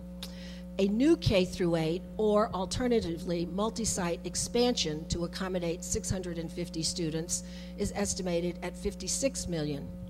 Additional high school classrooms for 650 students, depending on the approach that's chosen, could be somewhere between $50 and $90 million. K-8 and high school classroom expansion may be eligible for MSBA funding, but we cannot make that assumption at this time. School construction is financed through bonding, and total debt service would increase substantially. While the most recent bonds were sold at less than 2% interest thanks to Brookline's AAA rating, interest rates are at an all-time low and inevitably will rise. We have budgeted CIP funds for Devotion, but we cannot afford 2 new major school projects without considering a debt exclusion override. In the operating budget, each classroom will need staffing. If a new school facility is built, administrators, specialists, and other support staff will also be needed. The school budget would have to be increased over time by approximately $1.3 million, plus the $750,000 we are adding now for annual enrollment growth. So that's an annual figure of nearly $2 million additional dollars. We do not yet know the total financial impact of providing for school enrollment increases, but we must have a plan. We will not have enough revenue available to cover our projected expenses without either a dramatic shift in our community priorities or considering a Proposition 2.5 override. The options for options for cost reductions are limited, and certainly we will continue to pursue efficiencies and consolidation. At minimum, a debt exclusion override for Devotion School would free up debt service capacity for other needed capital projects. Most residents would agree that our schools support our tax base by attracting residents who purchase homes, and those homes contribute to the value of our real estate, which in fact has increased in spite of the recession. This is the beginning of a community discussion on our values and our priorities. Challenges, yes, but I am confident we will meet them in the typical Brookline way, well thought out, measured, and fiscally sound. The Board of Selectmen is in agreement with the Advisory Committee on the FY14 budget and unanimously recommends favorable action on the motion offered by the Advisory Committee on page 8-81. Thank you. Thank you. I hope you as town meeting members get a sense from these two presentations of the very hard work that the selectmen and the advisory committee put into the presentation and putting together the town administrator's budget to in a form that's presentable to you and makes sense. It's a lot of work for which they're hardly appropriately compensated. Okay, we now turn to the budget motion. As I said, motion starts at the top of page 8-81. We will deal first with the conditions of appropriations, which are paragraphs 1 through 12 of the budget motion, 8-81 through the top of 8-85. These are the conditions applicable to the appropriations you're going to make. Mr. Moderator, I just have a question. Yes. Carlos Morales, Precinct 4. I have a question on number 4, if I may ask it. Well, why don't you let me explain the process we're going through for the whole budget. Sure. And when I open up the floor for the conditions of appropriations, you can ask your question. After we deal with the paragraphs 1 through 12, we reach the special appropriations, which are appropriations from our taxable revenue, tax revenues, starting on page 8-85 through the top of page 8-89. There are 34 special appropriations. I will read the amount and purpose of each one, and if you have a question or comment about that particular appropriation, please come to a microphone a little before we get there. Before you ask your question or make your comment, I refer you to the expanded descriptions of these special appropriations, which are found on pages 8-65 through 8-80. So if you have a question, see if the question is answered by the expanded description of the appropriation item in question. We will again run through each one of these. If you have questions or comments, come to the microphone. When we get to items 65 through 68, these are bonding items requiring a 2/3 vote, and we will take a special vote for each of those items. There is also an amendment offered under item 68, and we'll have a debate on that amendment by Dr. Sperber and vote on that amendment. But other than that, unless there's a controversy about an item, there will be no votes within the deliberations on the budgets. After we finish the special appropriations, there's a paragraph 14 on page 8-89. We'll deal with that separately. It has to do with the allocation of the town's free cash. We will then proceed to the departmental expenditures on pages on page 8-90. And I will read the department and the FY14 budget amount. As we run through the departments, our tradition is to permit town meeting members to ask questions of department heads as we reach a departmental budget. And these questions need not be exclusively financial. We used to spend a lot of time on the Public Works budget with many questions about snow and driveways and so forth, and we've diffused, or at least had that, created another forum for most of those questions with the DPW's town meeting, mini town meeting, which was held a week or so ago. But that should not inhibit you from coming to a microphone and asking a question on any aspect of the Public Works budget when we reach that. In any case, we will run through the town departmental expenditures. We will then reach the school department budget of $82+ million, at which point we will hear from the chairman of the school committee, excuse me, and take inevitable questions from the floor. We'll then proceed to non-departmental expenditures, again, item by item, at the bottom of page 8-90 over to the first half of page 8-91.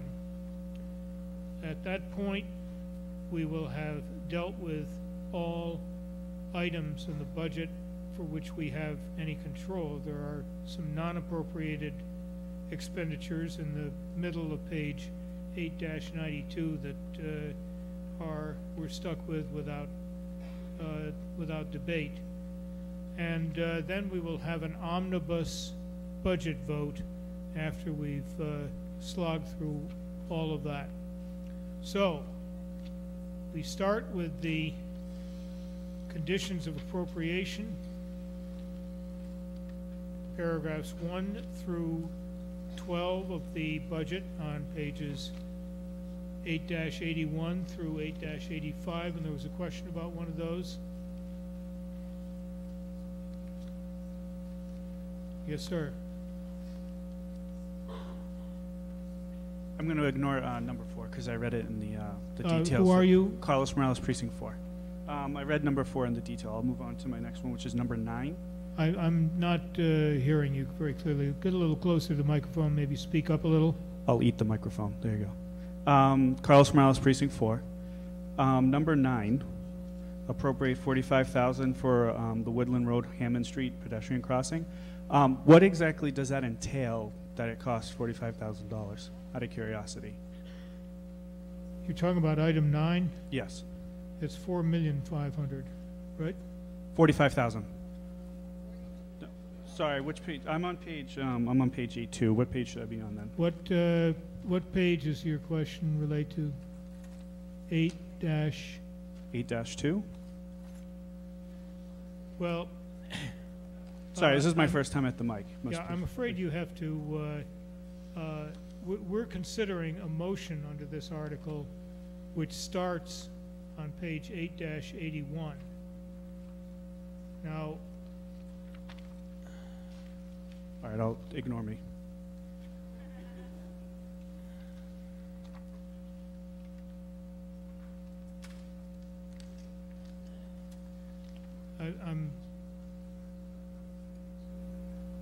Thank you.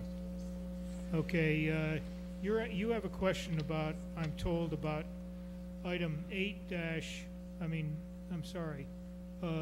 capital expenditure, special appropriation number, what was it? 42. And when we get to that, that's on page 8-86. Please come to a microphone and we'll take your question. But we're dealing with a motion that starts on page 8-81. Do not refer to the article itself, which starts on page 8-1. So we're all on the same pages here. No comments on the conditions of appropriations. We then start with the special appropriations. Item 34, $25,000 for plans and specs for various garage sealants, etc. Mr. Margolis? No, I'm waiting for... Item 35, $256,000 for the enhancement of town-wide hardware and software. 36, $50,000 for commercial area improvements. Mr. Margolis? Actually, it's on 37, if I may. 37, $40,000 for the design of the Riverway Park pedestrian and bicycle path. You might come forward, Ms. Galantine. Go ahead and ask your question, Mr. Margolis. John Margolis, Precinct 7. I'm happy to support the two very modest appropriations called for with respect to bicycle access and improvements.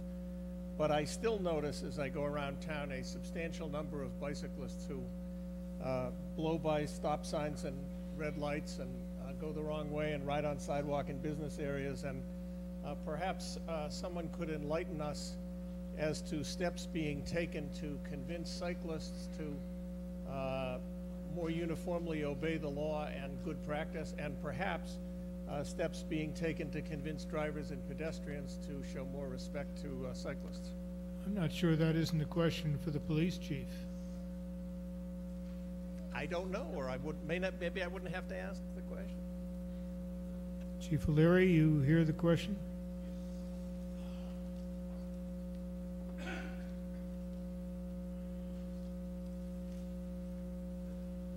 Good evening, Dan O'Leary, Chief of Police. Dan O'Leary, Chief of Police.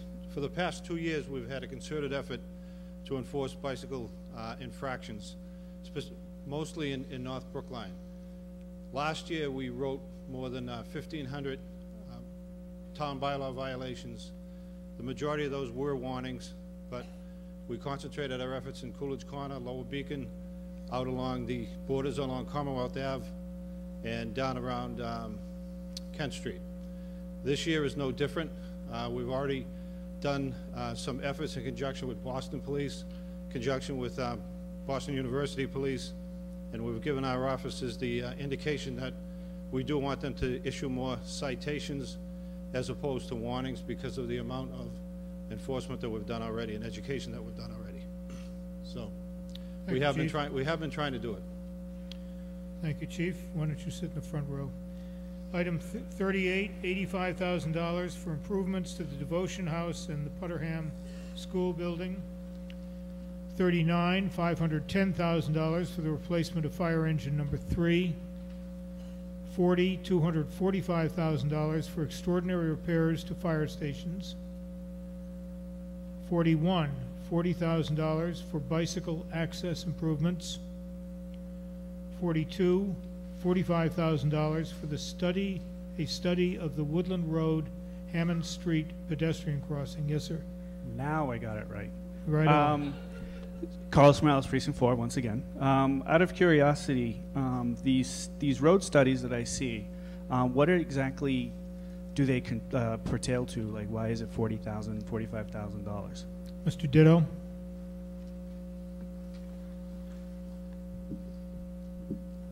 Peter Ditto, Director of Engineering and Transportation.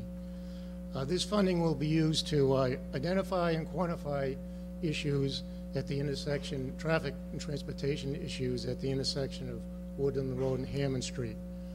We'll evaluate and make a recommendation as to what solutions would be, and then would estimate what those costs would be to move forward with a CIP item next year. So is there any special machinery that you use to register the traffic, or can I volunteer my time and cross Hammond Street a couple times and let you know? We'll have the consultant take care of that. Thank you. Item 43, $1,510,000 for the rehabilitation of streets. Ms. Davis.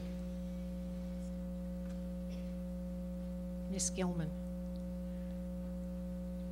Mr. Friedman. I have a question on 43. Harry Friedman. Okay, we're 12. on 43, so ask your question. Okay. Actually, I have a question and a comment. My question is, could somebody very briefly explain the difference between reclamation, mill and overlay, and microservice?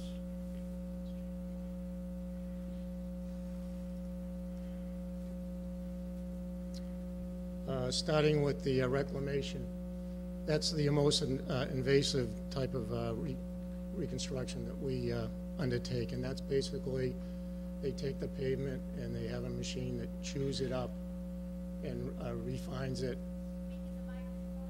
It's a machine that actually chews the pavement up and then respreads it, so you're reusing the existing pavement. A mill and overlay is actually a machine that shaves the existing pavement off, usually anywhere between 2 and 3 inches, and then we overlay the existing pavement, the pavement's left after milling. And the microsurface, and for the most part, these are in priority as most expensive to least expensive. Again, the least expensive is the microsurfacing, and basically, analogy I'll draw is if you ever go to Home Depot and you buy that asphaltic material that you squeegee on your driveway to fill in cracks, it's very similar to that, except it has more structure to it. And it's basically an overlay about 1/2 to 5/8 inches thick. Thank you. And my one comment is that there's scheduled reclamation on Gardner Road from Winthrop Road to Tappan Road. It's Tappan Street. I hope that won't affect whether they're going to redo Gardner Road. Thank you. Ms. Gilman, did you have a question? Yes, thank you. This is Jane Gilman, Precinct 3, with apologies if this has been addressed in prior DPW meetings.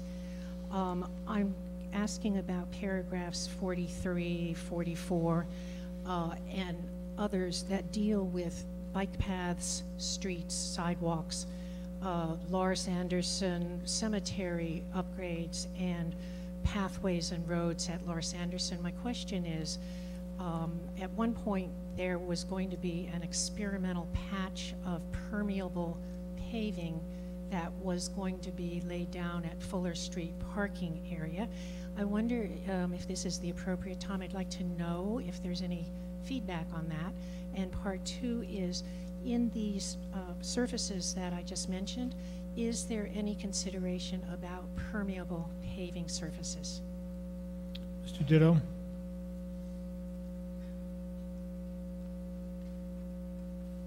We, last year we did construct a permeable pavement in Fuller Street parking lot. It was an area about 30 feet by 30 feet. We're tracking that pavement now. It appears that it works very satisfactorily, but I would like to have a little more data on it, particularly through a couple of winter cycles. Thank you. Item 44, $283,000 for the rehabilitation of sidewalks. Maralise. MK Maralise, Precinct 6. I'm wondering how the priorities are determined, and the reason I ask is that we have a couple of places on White Place that have faulty sidewalks, and one resident tripped and fell in front of her home and broke her wrist. I know she's been in touch with the town, but nothing has been happening, and so I'm just wondering what the process is. Mr. Ditto.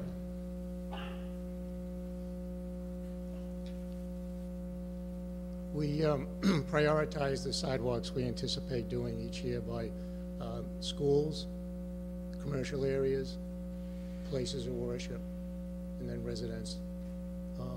If we welcome calls from residents if you find a trip hazard that we haven't seen.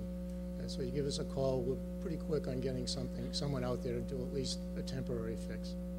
Thank you. Thank you. Item 45, $540,000 for the conversion of town-owned streetlights to LEDs. Ms. Khan? Yes, Janice Khan, town meeting member from Precinct 15.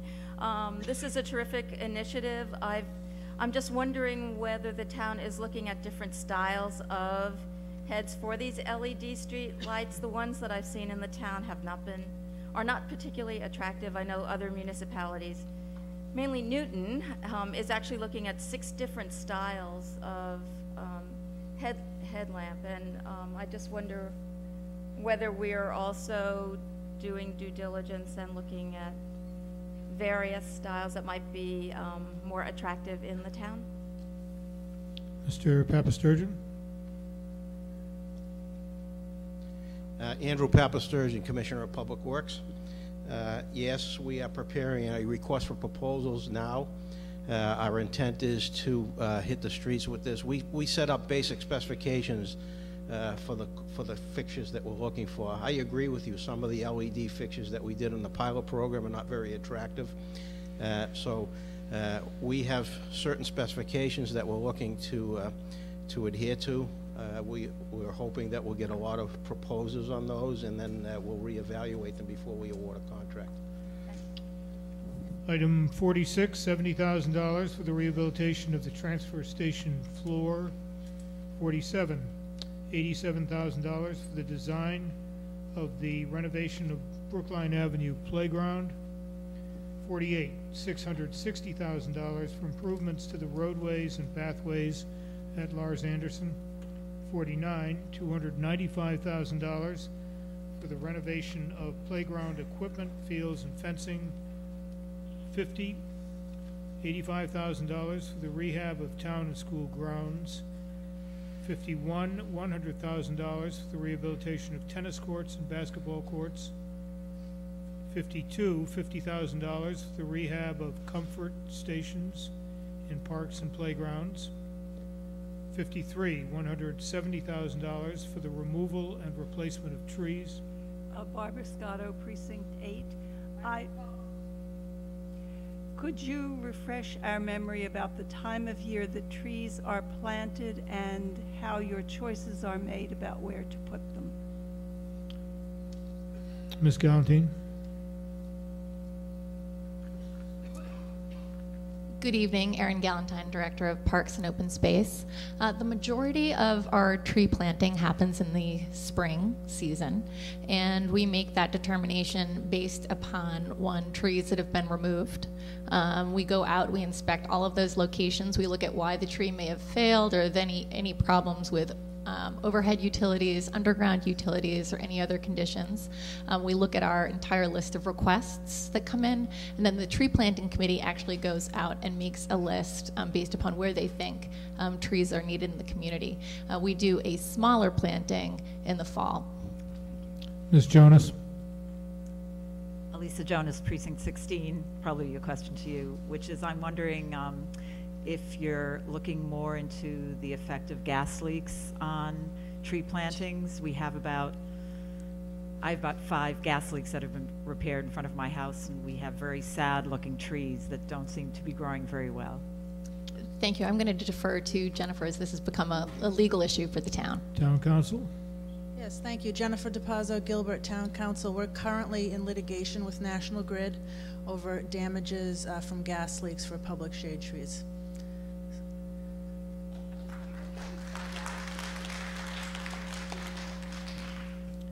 Ms. But Jonas. I'm just wondering if we have more information on the actual extent of current damage that's being done to trees.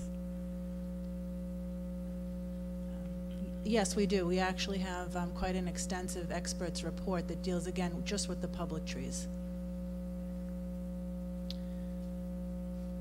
Item 54, $100,000, the rehabilitation. Mr. Moderator, on the trees, could I speak for a second? Yes, go ahead. Greg Shapiro from Precinct 3. Just a follow-up on the tree plantings. Is there a plan to replace all the missing trees where there are cutouts in the sidewalk for a tree and the old one has been chopped away or hit by something? Ms. Galantine, excuse me. No problem. Again, yes, there is. We evaluate each one of those, and our intent is to replant them. If a tree hasn't been replanted, oftentimes it is because there actually is some type of problem with either underground utilities. I mean, in the past, we've actually had gas leaks as well that have needed to be repaired, or above ground utilities. And sometimes we put a request into the highway division when they go back to repave that sidewalk that they fill it in, because it is not a location where a public shade tree can be successful. So we evaluate each of those, but if you have any that you'd like us to look at specifically, we'd be happy to.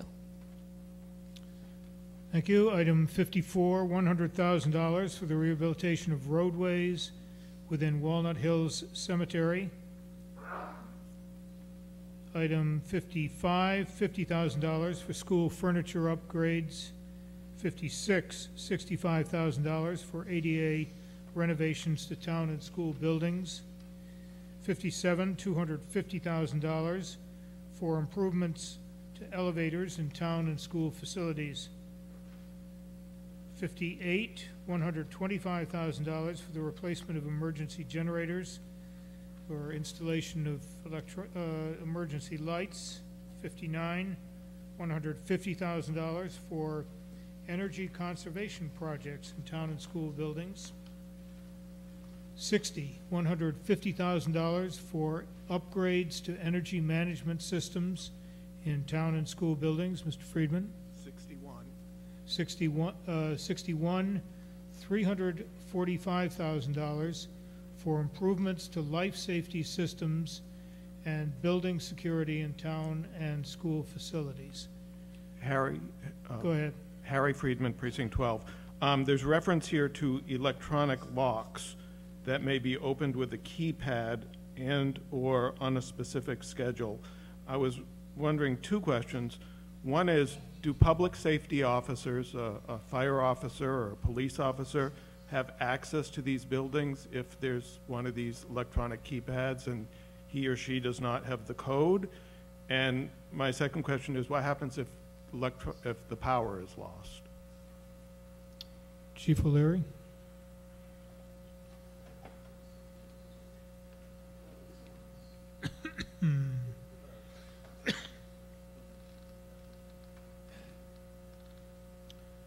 Mr. Bennett?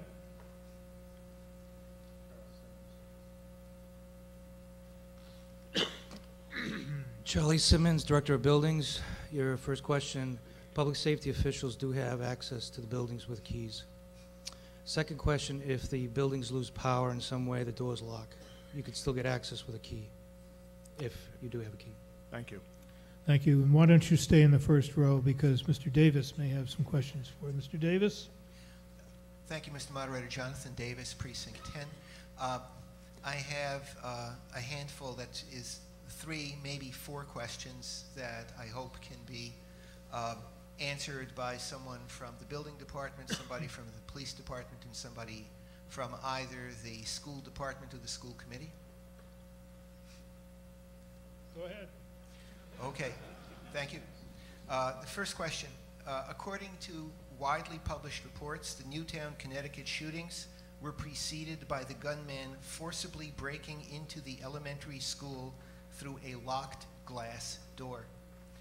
Representing your department, are you confident that the security improvements to be made to our K-8 schools will prevent intruders from forcibly breaking into our K-8 schools while the children are in the school? Mr. To the superintendent. Bennett, you want to field that, or? Superintendent? Okay. Dr. Lupini?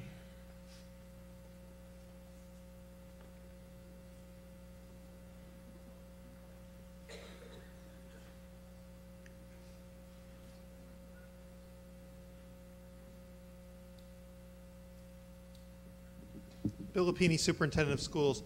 While we've made some upgrades, the answer to your question is no, we can't guarantee that. I wasn't asking for a guarantee. I was asking for a level of confidence. We still have glass at doors. We've done some work around with the doors themselves. We've done some work in terms of the security at doors. We've done some work in terms of the classroom doors in buildings, but there is still glass at doorways. Next question, Mr. Davis. Thank you. Second question, are there other improvements to school security, whether to K-8 or the high school, that you would have liked to do, but the funding in this special appropriation, number 61, doesn't allow for it because it's too small? So there's a plan to do some of this work this year. There's a plan to do some of it next year. But no, I think we've been able to address the issues that we've discussed with principals, the police department, and the building department. Okay, thank you very much. Thank you. Yes, sir. Clint Richmond, Precinct 6. I had a question about the camera systems for the schools. Are those recording systems or not?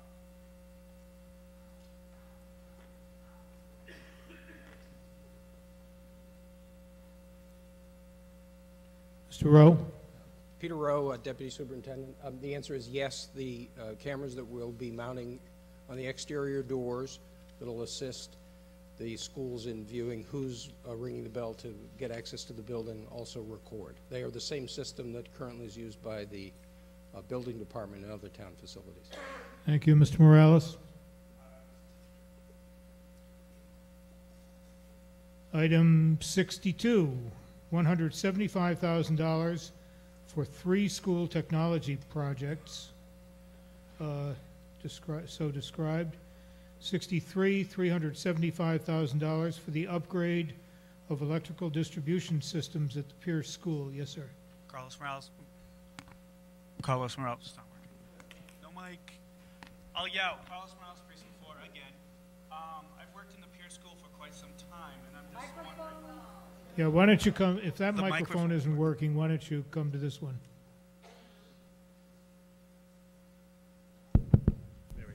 Sorry about that. Carlos Morales again, Precinct 4. I've worked at the Pierce School for quite some time, and I'm wondering, because putting in the electric distribution system, is this something that later on is going to be ripped out again if Pierce School ever gets renovated? Or has Pierce School been looked at for renovation to help with the student population? Like as such as closing off the open school style of the new building by adding floors or putting classrooms into the middle above the library. Mr. Bennett?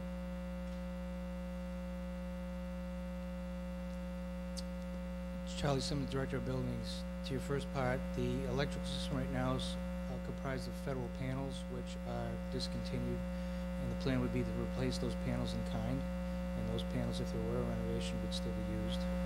There has been a number of studies done, small studies, to look at infilling the A-wing, some sections. What's the probability of that maybe happening? I can't answer that question. It would be a school department decision. Okay, thank you. Ms. Gilman?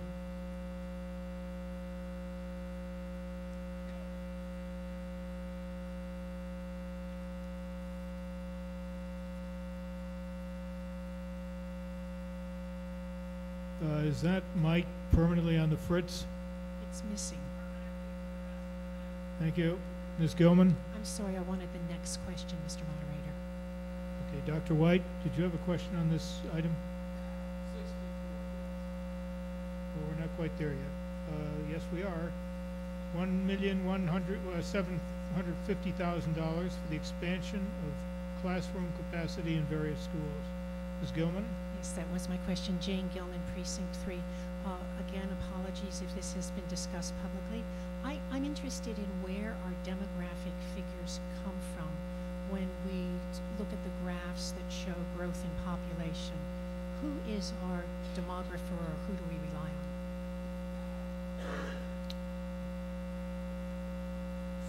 Mr. Rowe?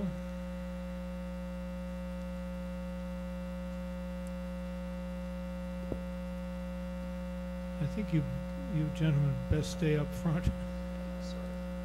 Thank you, Peter Rowe, Deputy Superintendent of Schools. The demographic data that we've most recently used has come from MGT of America, which is a corporation we hired to do our facilities long-term study, initially in 2008, and then updated again a year ago. The other comparative data that they've used that I think is most significant came from the census data, comparing the 2000 year with the 2010 year. And that's the data that shows that the citizenry of Brookline increased by 1,000 citizens aged 0 to 9 in that 10-year period. And that essentially supports, if you will, the increased enrollment of 1,000 approximately students at our K through 8 school during that same period of time. So that's really the most significant data actually came from actuals of the census data. Thank you. Dr. White? George Abbott White, Precinct 9. I'd like to follow on that question, if I may, from Mr. Rowe and the superintendent. We're asked to put up a good deal of money. We're told there's a crisis. And my understanding of a crisis is a surprise. I've just come on to the town meeting but this seems like quite a considerable surprise. Millions of dollars of surprise. So my question is, what's the soundness of this data, predictability of it? We're being asked as a town to make a commitment over a period of time. Can we rely on this? And how did it come on us so quickly? Mr. Rowe? Sure. Excuse me, Peter Rowe again. If we look at our elementary enrollment data, we've actually had growth for the last 8 years. And we've seen it progressively getting more significant when you track it against the birth data. The issues, as you may know, are that we did renovations to both the Runkle and the Heath schools in order to increase capacity. So those, the work on both those projects goes back a number of years. So we were recognizing as the growth was happening that we needed additional capacity. What essentially has happened to us when we saw our kindergarten enrollment rise this past fall to over 660 students was that we found ourselves in a situation where we don't believe with that sustained incoming population every year that we could accommodate all those students in our current 8 K-8s. And while we had been raising warnings in prior years and talking about the significance of numbers that were in the 580 range and the 600 range, to have 660 students, 666 actually register last fall was really a new threshold. And even compared to our birth data, showed that we were bringing in essentially 100% of the birth cohort, not the same kids, but if you were tracking the cohort from numbers that had been tracking in the low 70s for a number of years. So that we're in a situation where as we look out over the next 4 years, 5 years where we actually have birth data, we're seeing that the birth numbers are remaining at the same level of what we've been tracking. And the question really becomes, what are the variables that are driving that incoming population? We know it's not the same children that we're seeing born, but there are factors other than pure birth cohort related to those who are citizens of the community at the time they're born.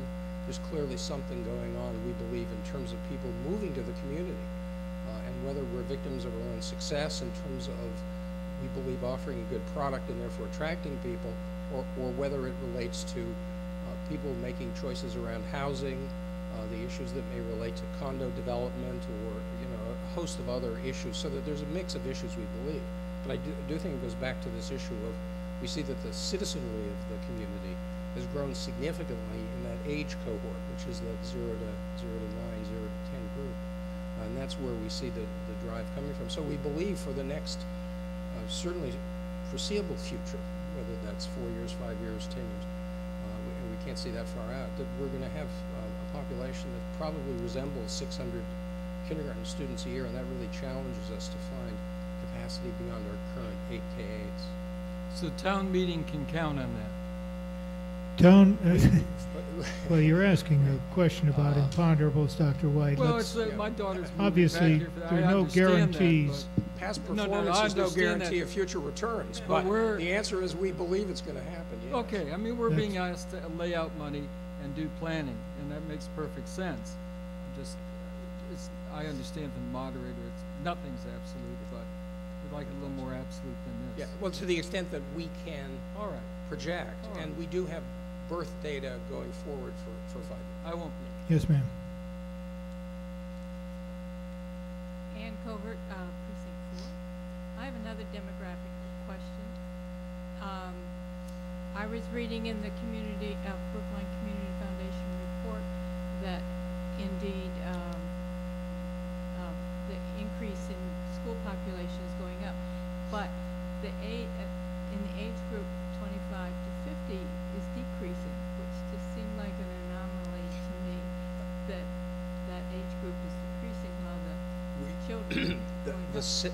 Yes, the same data essentially was a factor of the MGT study that happened, which essentially said that women of childbearing age seem to be being reduced as a percentage of the total population, which would be an argument for why the enrollment wouldn't grow. So that speaks to this question of are people moving to the community, and is that part of what's driving it up? And we certainly believe that that's a big factor. Maybe you should beef up your adult ed family planning classes.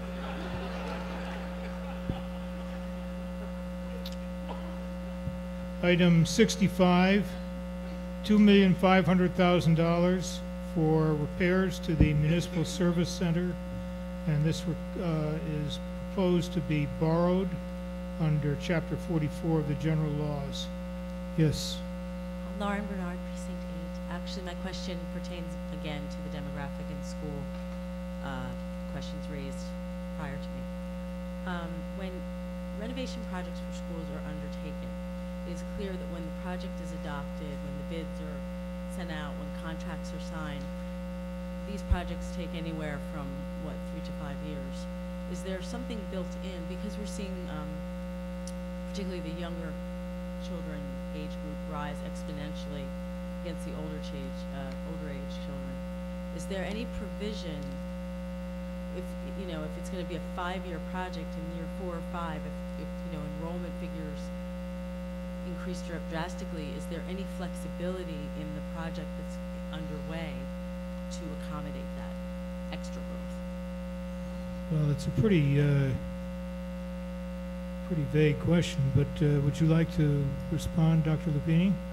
Bill Lupini, Superintendent of Schools. The answer is actually no. While we try to build the flexibility in up front, for example, as we're considering the Devotion project, we're looking at many different variables in terms of what we might do. A number of years ago, we would have looked at that as strictly a 4-classroom per grade level school. Now, not so much. We're looking at it as something more, whether it's 4.5 or whatever. At one time, we looked at whether pre-Ks would be located there. Now we're talking about rental space and other kinds of arrangements for pre-K. So we make the adjustments along the line as far in as we're able to look, but that's not up to and including sort of the beginnings of the project. No, we have to make a judgment at some point. And in answer to, in response to what was asked earlier, given that we're in a time of sort of a increasing enrollment, that is what's large today, 660 kindergartners, wasn't thought of back when this all started, and we were talking about large as being 500. We're having to make more and more of those adjustments on the fly as those numbers continue to exceed our expectations. Thank you. On item 65, $2.5 million of bonding for the repairs to the municipal service. Ms. Khan? Yes, Janice Khan, Precinct 15. I have just a general question about the Municipal Service Center. I know that it's also used as a regional emergency center, and we store salt, I think, there. And I just wonder whether we get any state funds or anything for serving as a regional center. I'm just looking for more money. I know this is not structural floor issue, although I'm just wondering whether we get any support at all in the town. Mr. Papasturgeon, any state or funding from other municipalities? Andrew Papasturgeon, Commissioner of Public Works. No. Thank you. But the Emergency Operations Center is a regional center. Yeah, that's, and we do get some funding from the state and from the city of Boston for that. As far as sand and salt storage, that's not a regional facility for salt storage. It's just for us. It's just for us. Okay. Yes. Thank you. On item 65, a bonding appropriation. Those in favor, please raise your hands. Those opposed, raise your hands. Motion carries unanimously. Item 66, $1.2 million for the construction of a park, playground, and athletic fields at the site of the old Fisher Hill restaurant. Reservoir. Well, they do have a restaurant up there at the school, at the college. Fisher Hill Reservoir, through borrowing under Chapter 44, requires a 2/3 vote. Those in favor, please raise your hands. Those opposed? Motion carries by a vote of 218 to 1. Whoops. Those opposed, please raise your hands. Okay. Motion carries by a 2/3 vote. Item 67, $1,350,000 for roof repairs and replacements in town and school facilities. Again, a proposed borrowing of that amount under Chapter 44 of the general laws. Those in favor, please raise your hand. Those opposed? Motion carries, I believe, unanimously. Item 68, $3 million for extraordinary remodeling, reconstruction, and extraordinary repairs to the old Lincoln School. Again, proposed to be borrowed in that amount under Chapter 44 of the general laws. Carol Hillman. Hold on. Sorry.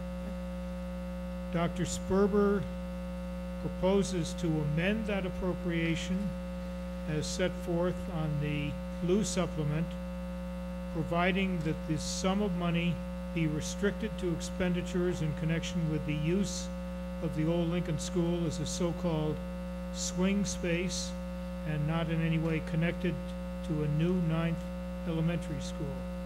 I'd first like Dr. Sperber to explain his proposed amendment.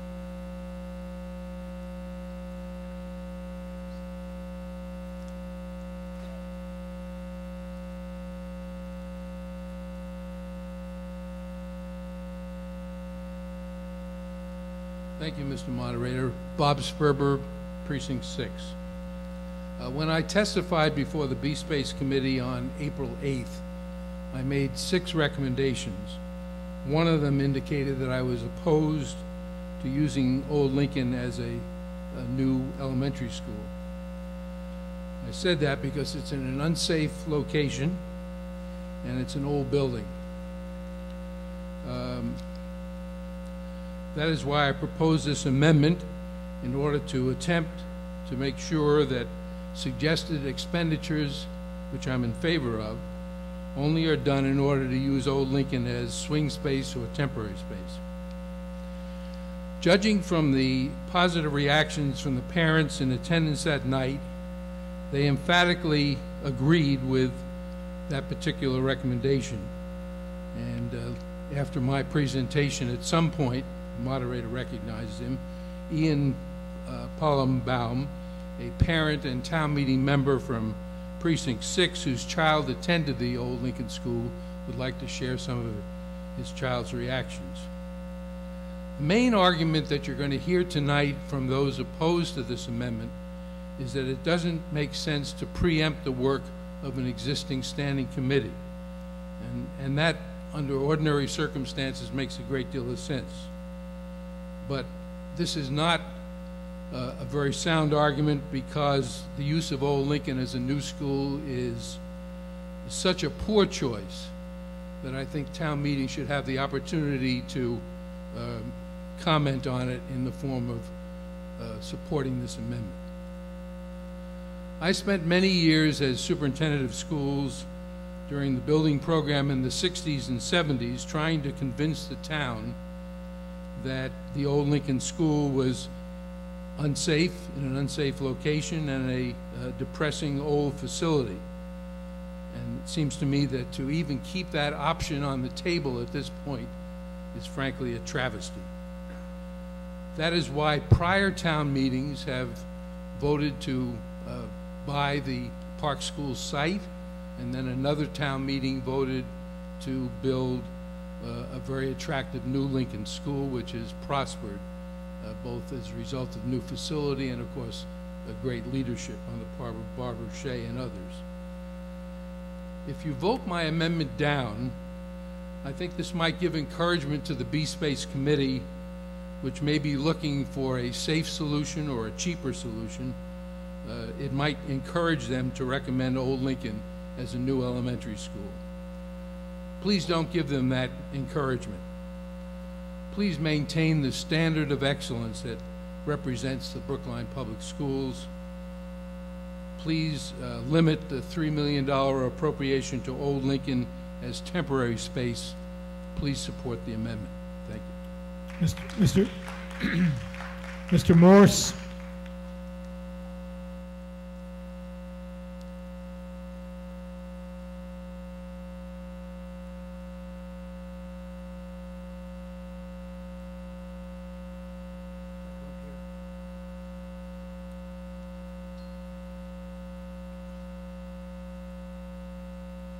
Thank you, Mr. Moderator. And with the greatest respect for Dr. Sperber, which Let's hear who you are, sir. I'm sorry. I'm Alan Morris, Chairman of the Brookline School Committee. I apologize.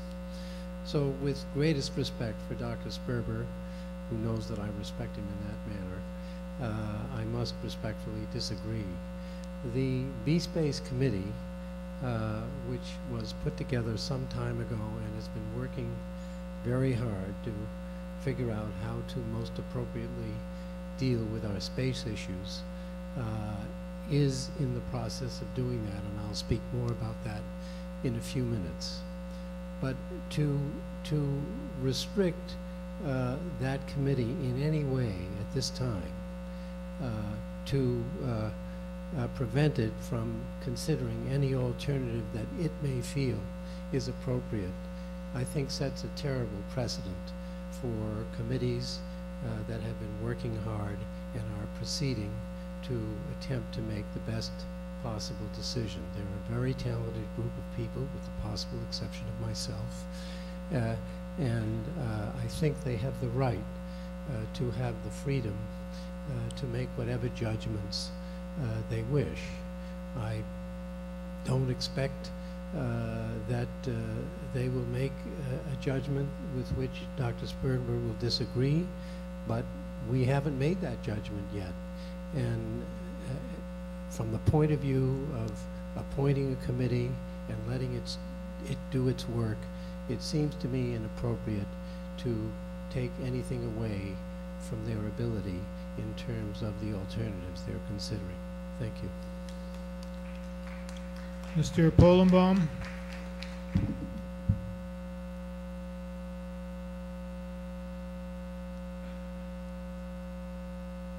Thank you, Mr. Moderator. Ian Polenbaum, Precinct 6. Dr. Sperber is a tough act to follow. I don't have nearly his experience or knowledge or that of many people here, anything having to do with buildings or schools or budgets, capital improvements. I do have, as Dr. Sperber mentioned, the experience of sending not one but 2 kids to the Old Lincoln recently for 2 years. I should say at the outset that we, and when I say we, I say not only our family but Runkle parents in general, we're very grateful to have that available. It was a necessary evil. It got us through a renovation, and there really was no other way that would have worked, and the school department did a very good job of making that work as best it possibly could. But we wouldn't wish that place on anyone else's kids or grandkids. The best thing anybody, including my kids, could say about the Old Lincoln School is it made an awesome haunted house every Halloween. It was even a good set for that interactive drama called appropriately Sleep No More. It had that aura about it. It has the crumbling surfaces. It has the leaks, the fixtures that take on a life of their own, which is why now we're voting $625,000 to try to fix them or replace them. It has the grime that seems to seep out of the very pores of the place. It has the ambiance of the breakdown lane of Route 128 when you're trying to pick up and drop off your kids, which is especially exciting after dark in the winter. I'm not asking the chief to admit it tonight, but I think that probably, however tough and confident they are, some of his officers were scared to be working in that place. Now, all those things make 2 things clear. One is the appropriations absolutely needed just to make the place tolerable, because it is going to be a necessary evil for the foreseeable future. There's no question about that. The second thing, however, I suggest is that no amount of money is going to make that place adequate as as a permanent full-service elementary school, or I'd suggest a school of permanent full-service school of any type for whatever grades. It won't create enough common space where there is none. Cafeteria, multi-purpose space, library, the gym, all of those things are obsolete, and you can only shine a sneaker so much. It won't change the lack of outdoor space that's adequate by the standards of a modern school. Nobody wants to tie anybody's hands or reduce options or second guess people who are working hard, but we do hold the purse strings, so I would respectfully suggest that we can say this is one road that we don't want to go down. Thank you. Mr. Witt?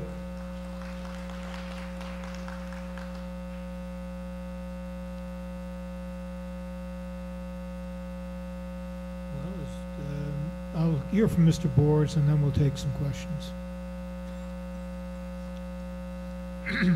Since I put you off during your budget presentation, Mr. Boers. Good evening, Harry Boers, speaking for the advisory committee. We took this amendment up just prior to walking in here this evening.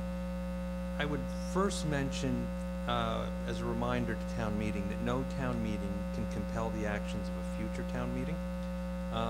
And we would also point out that this appropriation should not necessarily be construed as a specific endorsement of the old Lincoln School as an elementary school. In fact, it's really silent on that issue. But these funds must be approved if the building's going to be suitable at swing space. The article really makes a statement, or what really is doing is asking town meeting to make a statement. And it's not that we're unsympathetic to the concerns of Dr. Sperber and others, but we do think it is premature, and we don't think it is at this point essential. There's a lot at stake, and there's also an awful lot of unknowns.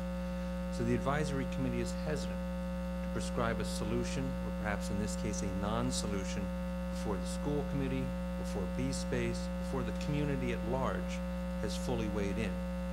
Because the risk of setting what would be a precedent of preemption on capital appropriations, whether it's this one or any future one, is really a bad precedent in terms of cutting things off prior to there being a full public vetting process and letting that run its course.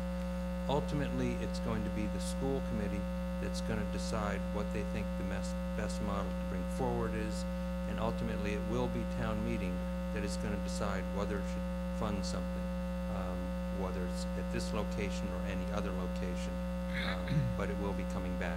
This is specifically to get this upgraded enough to at least be used as swing space. Thank you. Yes, ma'am. And so the advisory committee, therefore, is not supportive of the amended language. Yes. Carol Hillman, Precinct 1.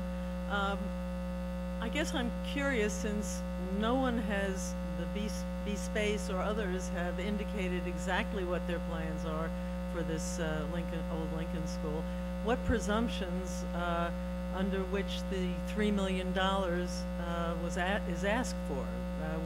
How did you come to the conclusion that $3 million was enough, too little, and what is it exactly going to be used for in the long run? Thank you. Mr. Bennett.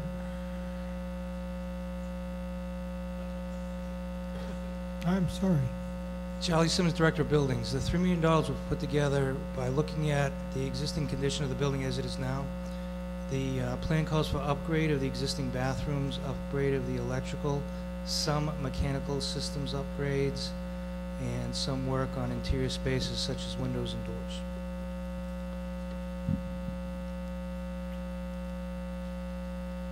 Okay, Dr. Vitolo. Tommy Vitolo, Town Meeting Member, Precinct 1. Mr. Moderator, I tread lightly here. In the past, you have allowed very simple amendments from the floor, and the following I will ask as a friendly, very simple amendment, and that is to strike the second to last and third to last words from Dr. Sperber's amendment so that it now reads, and not in any way connected to a new school.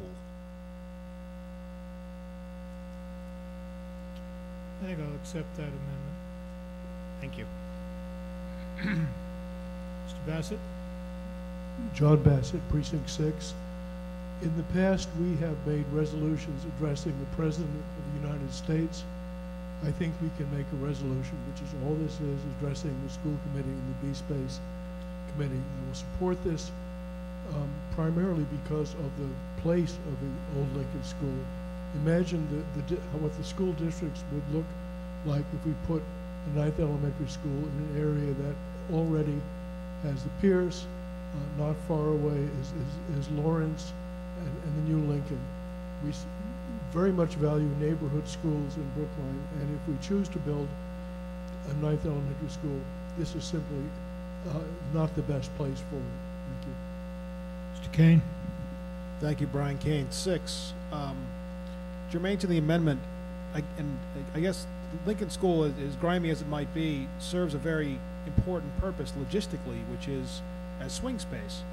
So if we do ever get to the Pierce School or Lawrence, and we chose to build something at Old Lincoln, where would these schools go in the event that we needed to renovate them as swing space? Are we making a poor choice here in the long run, I guess is the question. Dr. Lupini. So Bill Lupini, Superintendent of Schools.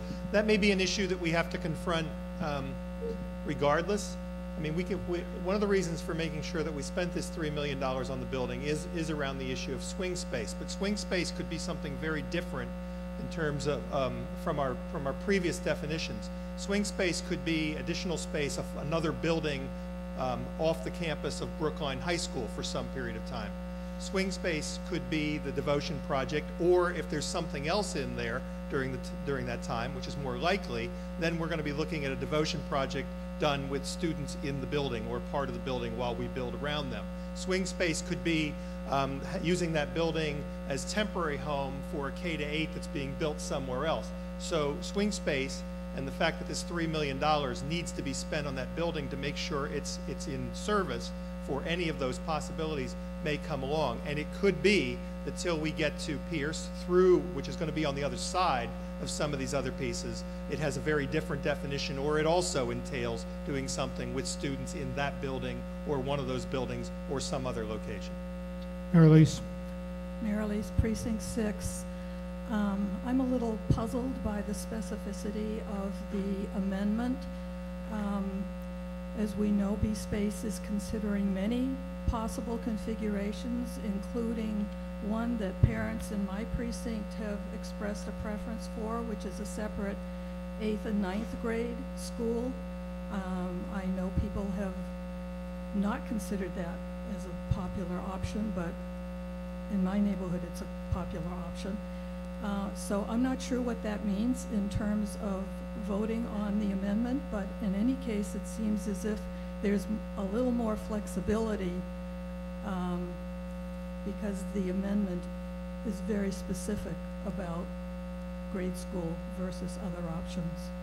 So you oppose the amendment? Well, you don't have to tell us. Mr. Goldstein. Thank you. Ken Goldstein, Selectman, member of B-Space, member of the B-Space subcommittee on finding a new K-8 location with Selectman Wyszynski and Rebecca Stone of the school committee, and also significantly a Runkle school parent. So I'm on record at B-Space saying that the Old Lincoln School, as currently configured, is not anywhere near a solution to our problem. I agree completely with Ian's comments about the current state of affairs there. It is somewhat of a scary building.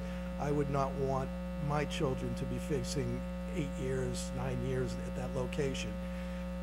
Having said that, I can tell you that the B-Space subcommittee, who was looking for a location for K-8, is finding that it is not an easy solution. There is not an easy solution out there.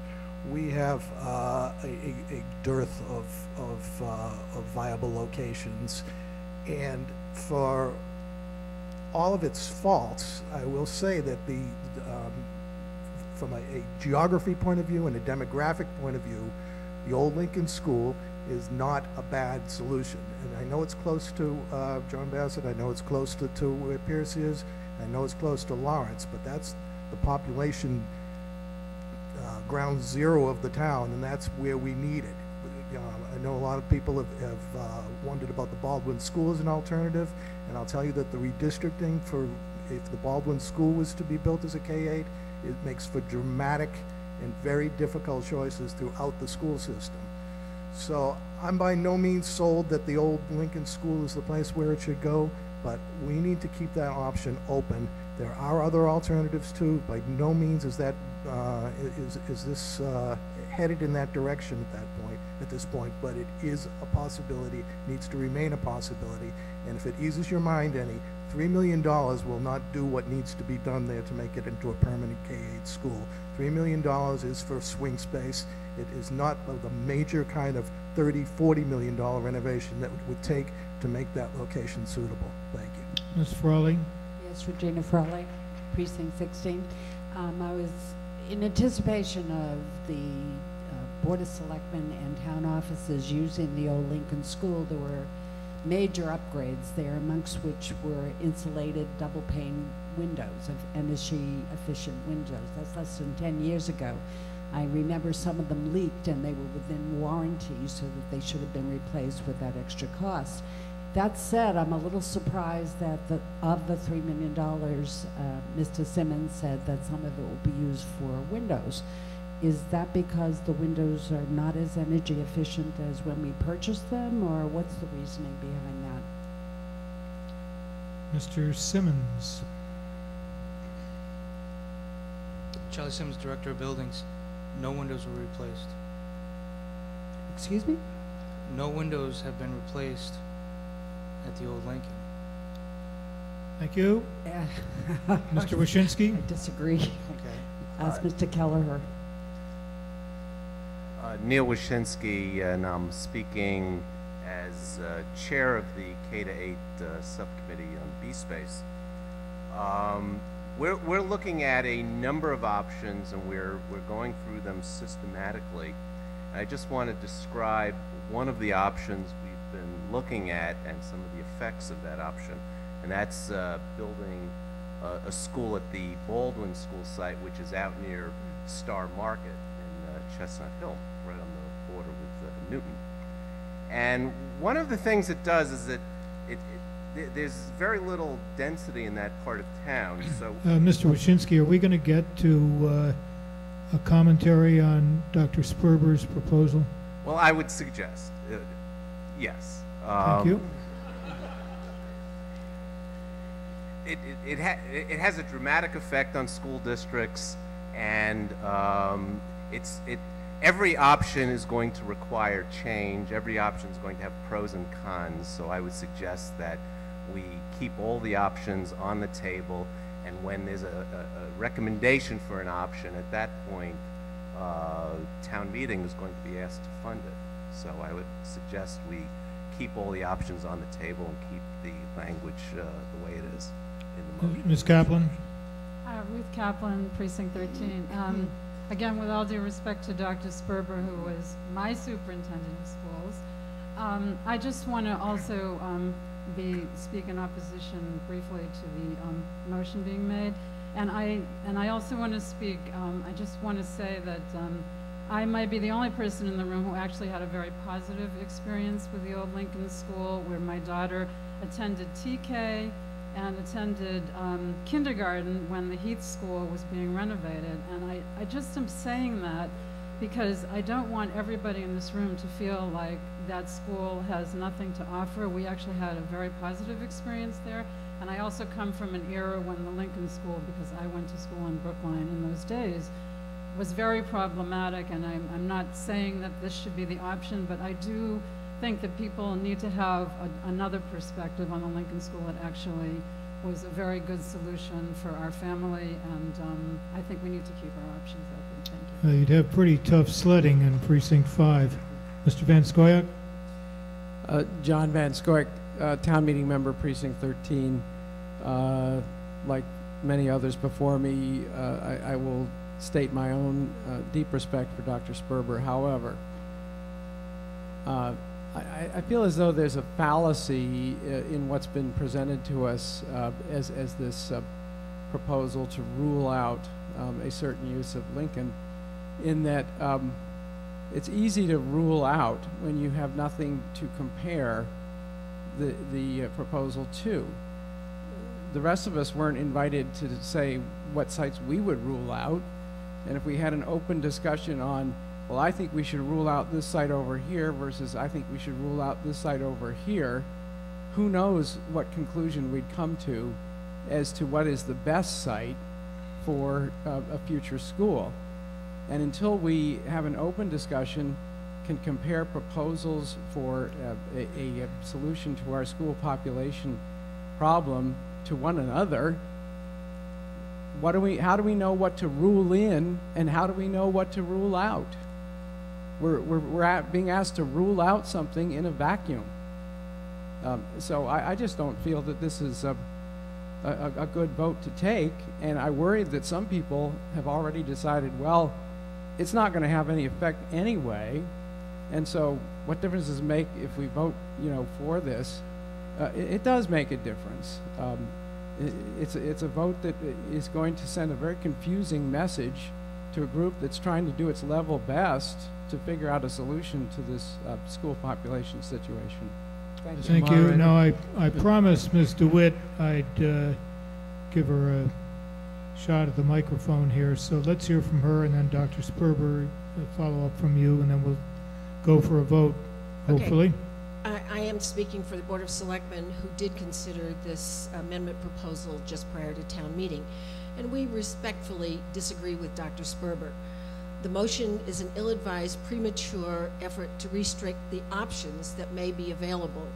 I can honestly say, and you've heard from two B-Space committee members, as well as actually the school committee chair, who's also a member, there is a very diligent effort underway to identify the best solution for our increasing enrollment. Its priorities are to maintain educational excellence and equity. However, it is tasked with an extraordinary problem, which is how do we do this in such a way that will accommodate all of the interests that you've heard people mentioning tonight. The old Lincoln could be used perhaps for a long-term high school program, perhaps science, technology, engineering, and mathematics.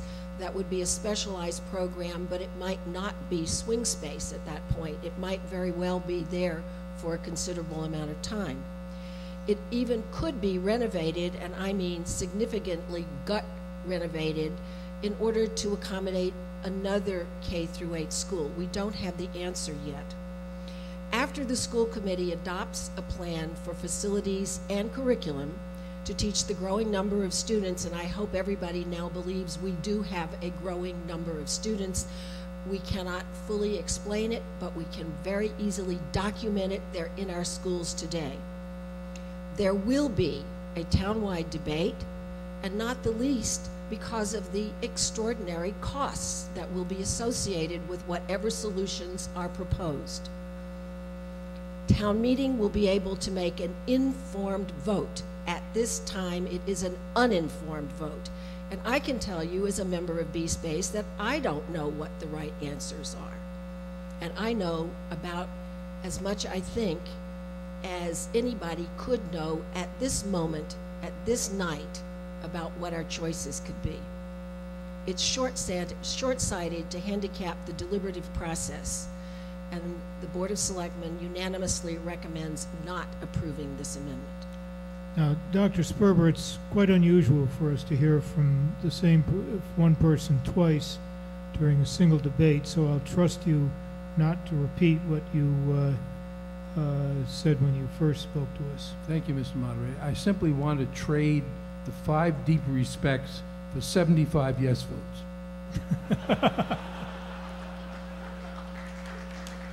Well, 75 won't get you there because your amendment only needs a majority vote.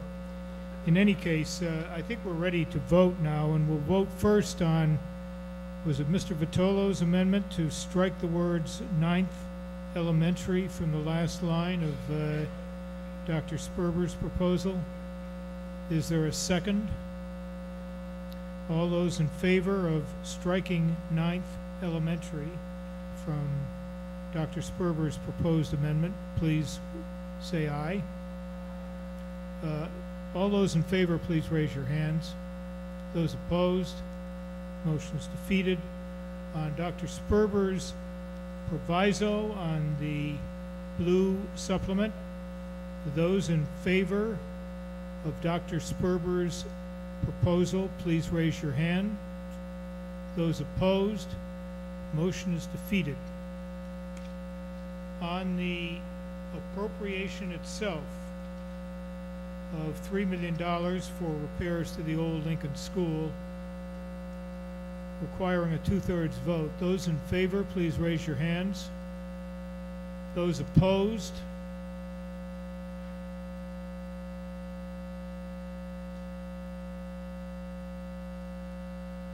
motion carries by a vote of 200 to 1. Strike that, 199 to 2. It's been a very healthy discussion, I think. Item 14, free cash to appropriate $7,655,155 from our free cash and allocate it for the purposes A through I. We now proceed to the departmental expenditures. Ms. Cook-Childs, do you have a question about free cash? Well, I have a question about number 10. Why don't you tell us who you are before Lee you ask it? Cook-Childs from Precinct 12 on the snow and ice budget. Well, hold your question until we get to the Public Works budget, would you please? Oh, I'm sorry. I thought you skipped above it. Sorry. We now proceed to the departmental expenditures on page 8-90.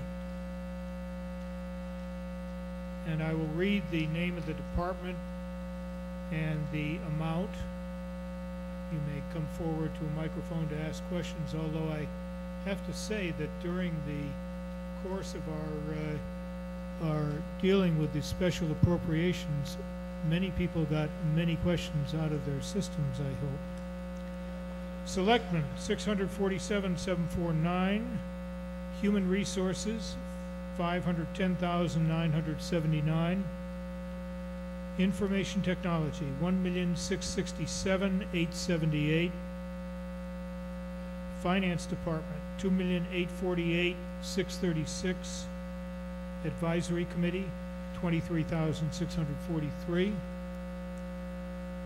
Town Clerk, $533,900.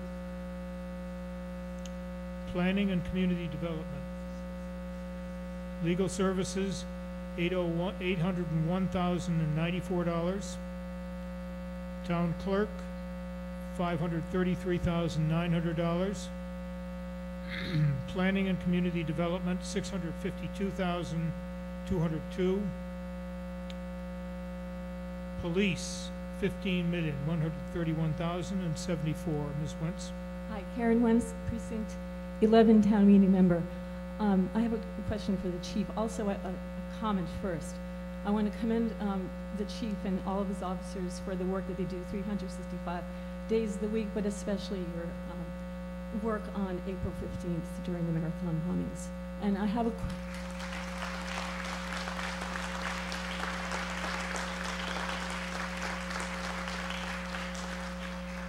Thank you very much. My question is about the T-band and the radio frequency, and if you have heard back from the FCC yet. I believe you wrote a letter to the FCC about this, and if you could just explain a little more and expand upon this.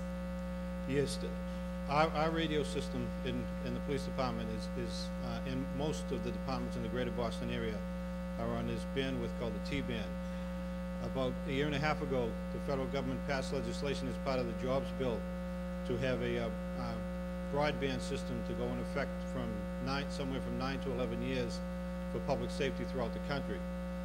However, at the last minute, an amendment was put on to the bill that said that those departments that operate on a T-band would have to give up their bandwidth, find a new location to run your radio systems, and be all built out within that 9 to 11 year span.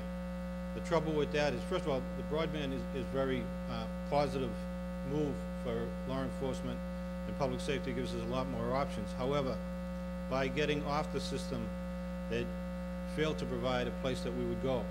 It also failed to provide funding to build a system alongside while our T-bands were operating. As you saw, before the marathon, through that week, and until that Saturday morning after the subjects were apprehended over in Watertown, all of the radio stations that law enforcement, federal, state, and local, operated on were a T-band that was actually based in the greater Boston area. What that allowed us to do was to go to the federal government and tell them that we think that you made a wrong decision here by passing that legislation and forcing us to give up our radio stations where all of those bandwidth worked, where thousands of law enforcement officers could talk to each other, could hear what was going on, and all plans could be made, and the best solutions that we could come up with were distributed among many police departments across Eastern Massachusetts. So we did write a letter. I serve as chairperson of the Greater Boston Police Council, which also has a radio channel that's all on the T-band. It's a combination of 12 channels, and it covers 160 communities from New Hampshire down to Cape Cod and across the way almost to New Bedford. We wrote a letter that I signed and sent to the FCC explaining to them what that meant to law enforcement during the bombing, in the aftermath of the bombing, and the apprehensions in Watertown. And they did listen to us. There is a meeting scheduled. They're going to send a team up to talk to us. I think it's June. I know it's June 19th. It's tentatively scheduled, and I've been asked to speak at it. So it did get their attention, and I think we're going to be able to do something with it. Thank you. Thanks. Thank you. Before we get to Mr. Rosenthal for his 6th appearance, I want to remind you that when you leave the auditorium, please drop off your handheld electronic voting device in one of the bins for that purpose in the back of the auditorium. Mr. Rosenthal? Personal privilege, I think the first two were questions on the abstaining and the record, and my keyboard not working. But anyway, I'm Marty Rosenthal, Precinct 9. First, I want to commend the chief for something else that might have slipped by a lot of people. I saw some very low figures for gun permits in Brookline. I think it was Metro West and the Globe, and I personally am quite happy that you're exercising your discretion quite cautiously on firearm permits.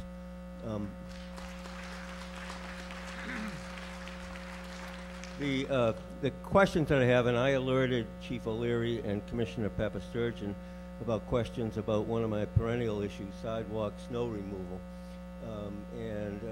Commissioner Papasturgeon sent me some figures, but my questions really relate to both DPW, police, and also the Selectman's office.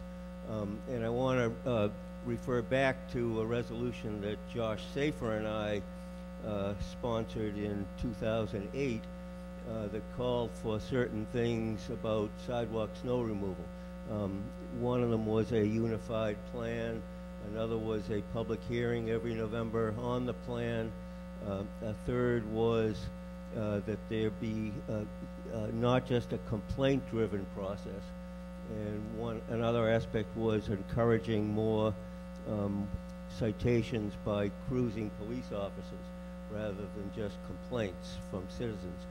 And Commissioner Papasturgeon sent me the figures from this past winter. The figures from the previous year, which was a low year, are in the annual report in a bylaw that I sponsored quite a few decades ago. But the resolution that I made reference to did not include, there's also something in the annual report on page 37 or 38 that talks about past resolutions and what's been done on them, but many of the items that I mentioned from that resolution are not highlighted in there, and that's an issue I convey to the town administrator for next year's annual report. But the question is about enforcement, and from what I gather, there were approximately 40 citations by police officers this winter, and about 126 by DPW officials, 4 from building, and 52 by health. And it strikes me that's still not the level of priority by the police department that at least that resolution which passed town meeting called for. And I'm wondering what your response is on that, the question which I alerted you to beforehand. One thing I don't think they take into account is that we do give out verbal warnings. When the hourly thresholds are met within the town bylaw, we do have our officers go out, and we have our routes that we have to check. They do go there, especially in the business areas that we're responsible for, and make sure that those sidewalks are clean within the allotted time frame. I'd say that we do a combination of everything that you mentioned. We do the our self-initiated ones. We also respond to complaints, and this year we issued 41 tickets for people that did not comply within the time frame. Okay, I think I'll reserve the other questions for Commissioner Papasturgeon, because I think, from what I understand, that his department coordinates this a little more. That's fine. We're coming up on his budget shortly. Okay, yes, I know that. Thank you. Fire, $13,024,946. Building, $7,011,359. Ms. Wentz? Yes, still Karen Wentz, Precinct 11, town meeting member. I have a question for Mr. Simmons. Mr. Simmons? We think. Go ahead and ask your question. Okay, it was a seat IP item last year. Whatever happened to the stage renovations?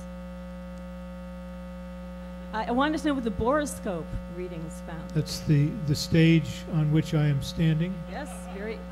Mr. Simmons? Very stably. Charlie Simmons, Director of Buildings. The stage behind me was sanded. About 400 square feet of wood was replaced, and some of the blocking underneath was replaced. The floor was stained and sealed. Do you have any idea how much of it? I think it's $25,000 that we budgeted for this was used, or how much it cost? It was somewhere between 15 and 20,000. I don't have the exact number, and it was included some cleaning of the area because we had some sawdust. Also, can something be done about the hinges on the doors? I mean, everyone has gone to, I sit by the door. They're very squeaky, very noisy. I'll get WD-40 and squirt the hinges for you. Okay, thank you. Yes. Okay, Public Works, $13,812,488. Mr. Rosenthal. Yes, thank you. So, hardly relinquishing the mic, I'm still Marty Rosenthal, Precinct 9. This is from the Globe of March of this year, March 7.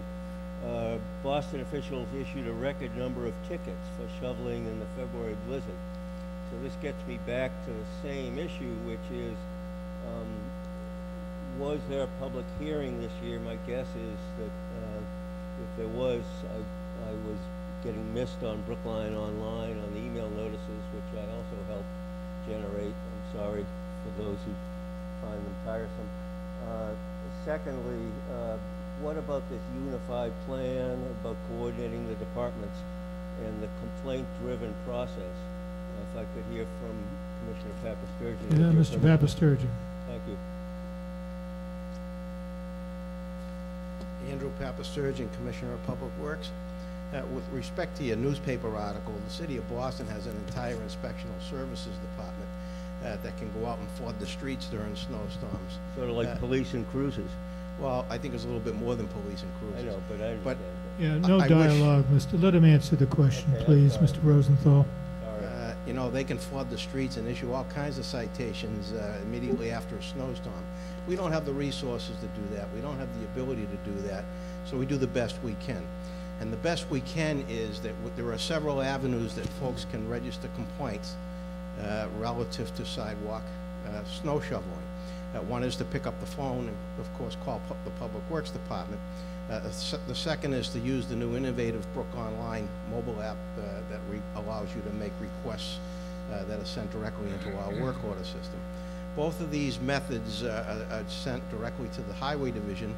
The Highway Division is our on the forefront of all snow removal efforts. We all unify behind the Highway Division when it's snowing. Once these requests are made to the Highway Division, they are dispatched to one of 4 different departments depending on the area.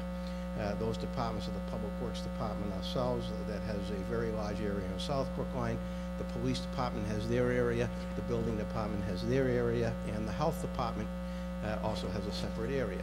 What we try to do is utilize inspectional services people that are in each department to provide that resource for us. Yes, it's absolutely essential that patrolling police cruisers would certainly spot situations that are not complaint driven but are more proactive, and that's certainly something that's encouraged by us. Once the complaints or the requests are dispatched to the particular agency, they then have the ability to use their judgment as to whether or not a fine is issued. The bylaw does require us to issue warnings first on all offenses at the beginning of each fiscal year, and then failing that to issue fines.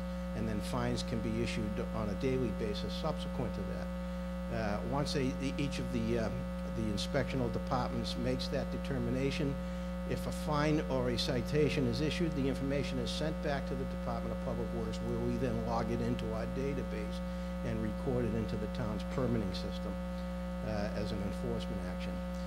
There are many times when a homeowner's attention is brought to the fact that they didn't shovel their sidewalk by anybody, any one of us, and then of course they respond by shoveling their sidewalk. At that point, there's no further action that needs to be taken, and we don't take any. So the stats that I provided you earlier indicate roughly or miraculously for this particular winter what the total enforcement actions were. We do hold a meeting every November. I'm not quite sure if it's a advertised public hearing or not, but I will look into that first thing tomorrow. But I know the resolution did call for a public hearing. We do hold many enforcement meetings as the winter progresses, and those are usually interagency meetings to discuss what our efforts are going to be in terms of enforcement. Thank you. Why don't you stay right there, Mr. Thank you very much, and the chief. Let's see, Ms. Cook-Childs. Lee Cook-Childs, Precinct 10. We're still talking about the same storm, the one where the plows came down or could only get through the middle of the street. Now, at my house, that resulted in 2 great mountains at the end of my driveway, which, of course, were in the street. I was terrified they were going to be back in my driveway the morning after, and I wouldn't be able to shovel them. Woke up, miraculously, they had disappeared, curb to curb. I was thrilled, and I understand that that kind of snow removal is very expensive, and I want to thank you personally for doing it and congratulate you for what I thought was a masterful handling of that storm. Thank you very much. Thank you, Ms. Kaplan. Ruth Kaplan, Precinct 13. I had a question about streetlights. First I'll give the specifics and then ask more generally. I feel like I live in a very dark street, and I walk at night with my husband, and it's very dark around our house, and I've noticed that in some parallel streets and nearby streets it's much brighter. So I guess my question is, first of all, how does one address that issue if one feels that the street is dark? But also, how do you how do you sort of scientifically address that? And I do think that in the case of our street, it's a safety issue, both because of security in terms of possible people on the street, but also just in terms of tripping and that kind of thing at night. So that's my question. And I mean, can you make the lamps brighter? And how does one address that? On your particular street, I live on Spooner Road. Your husband called me and asked me to keep them dim. He said it's more romantic. But, that wasn't very nice. Actually, you could really help me because I sound like a broken record, which I know is an anachronism every night when I start off our walk by saying, this street is so dark. So that would really be helpful to sort of break up the conversation. If you have a particular concern, we would most certainly look at that. Thank you. I will tell you that when we roll out the new LED replacement program over the next 4 years, we're going to be doing about 25% of the street lights each year for the next 4 years. We're going to replace all of them with LED. I think you're going to be much happier with the type of light and the quality of light. And I encourage you to look at some of the areas where we've conducted pilots already. I'm not sure where you live, but if you go down to the Coolidge Park area, we have LED lighting there, and you can judge for yourself the type of light that the new lights will be. Also in the Allendale Road, Hackensack, Risley Road area, also LED lighting. And we welcome your feedback. But in the short term, do you have a way of addressing areas that seem too dark to the residents? Yeah, we can certainly look at that. Okay. Yes. Ms. Scotto? Barbara Scotto, Precinct 8. I was interested to hear Ms. Child's story about snow removal. And I live on Crown and Shield Road. During that storm this winter, during the night, the town came after we had shoveled the sidewalks, most people on the street, and dumped huge amounts of snow on the sidewalks extending out into the street. It is not a busy street. In certain ways, it isn't a bad place to put it. But I wonder about your expectations for shoveling sidewalks. And in fact, if I knew you were going to do that, I wouldn't have paid somebody to shovel it. I have a picture on my cell phone if you would like to see how much was dumped there. I'm just wondering why that happened and if it is something we should expect again.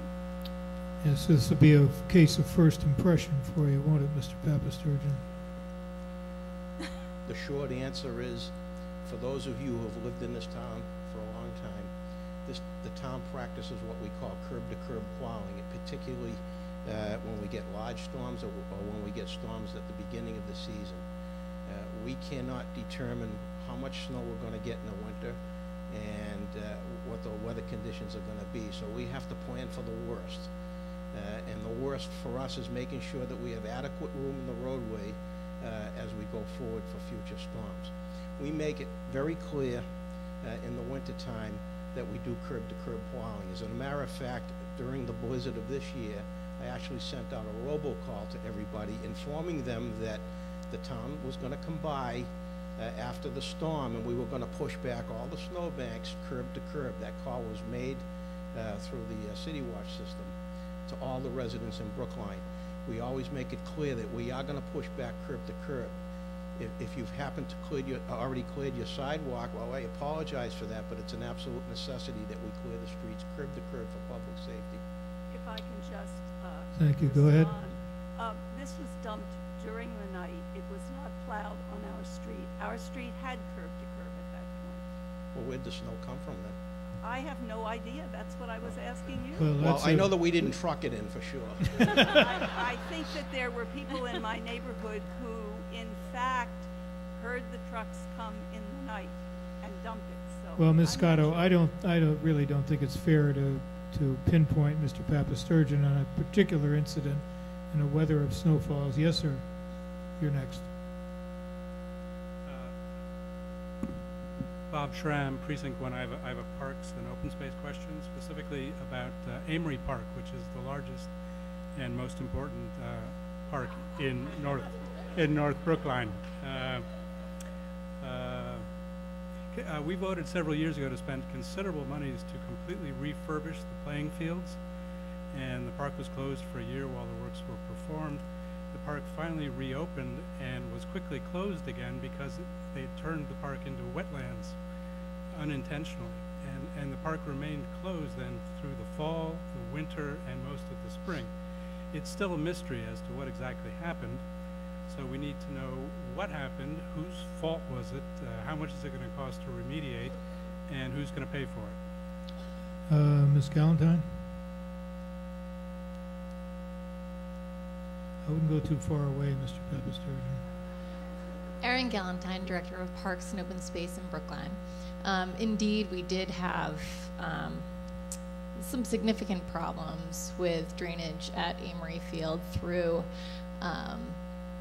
late summer, the fall. We did keep it closed this winter. We did a tremendous amount of investigation, both with the Water and Sewer Division, engineering, and my staff to determine what the the problems were associated with that field 4 years after we had renovated the athletic field. And we had determined that we did have some slight grading issues that we were able to resolve with rolling, and that there was a defaulty controller at the irrigation, which we have since remedied.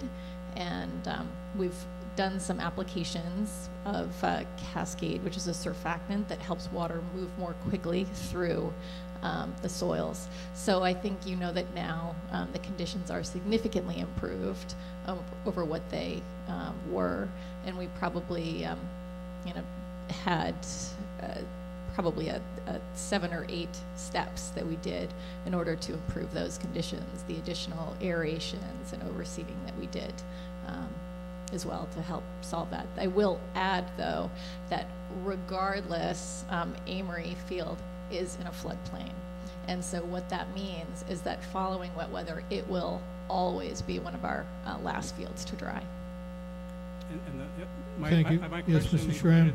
My question included how much did it cost and who's paying for it? We were able to cover all of that with staff time, and it has been covered within our existing operating budget. Thank you. Ms. Wentz. Once again, Karen Wentz, Precinct 11 Town Meeting Member. This is for Mr. Ditto. Well, you asked the question. Okay.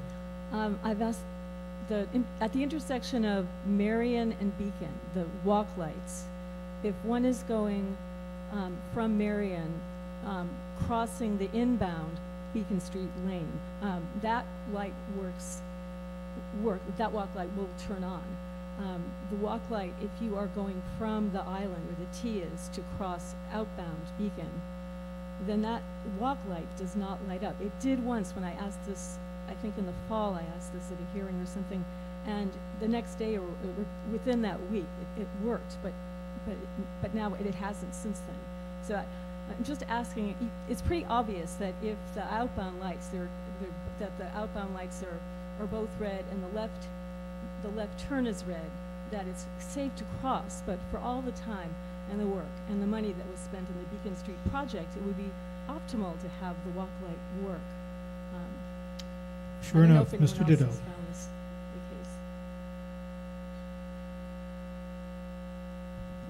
We'll have our technician go out there and check it tomorrow. Thank you very much. Thank you, Mr. Burstein. Michael A. Burstein, Town Meeting Member, Precinct 12, Library Trustee. I'd like to get an update from Ms. Galentine, if possible, about the renovations to the Waldstein Park and Playground and what the schedule will be. And also, given what Dr. Lupini said about the school population, have we considered maybe the Parks Department building a moat around Brookline, you know, to... Ms. Galentine?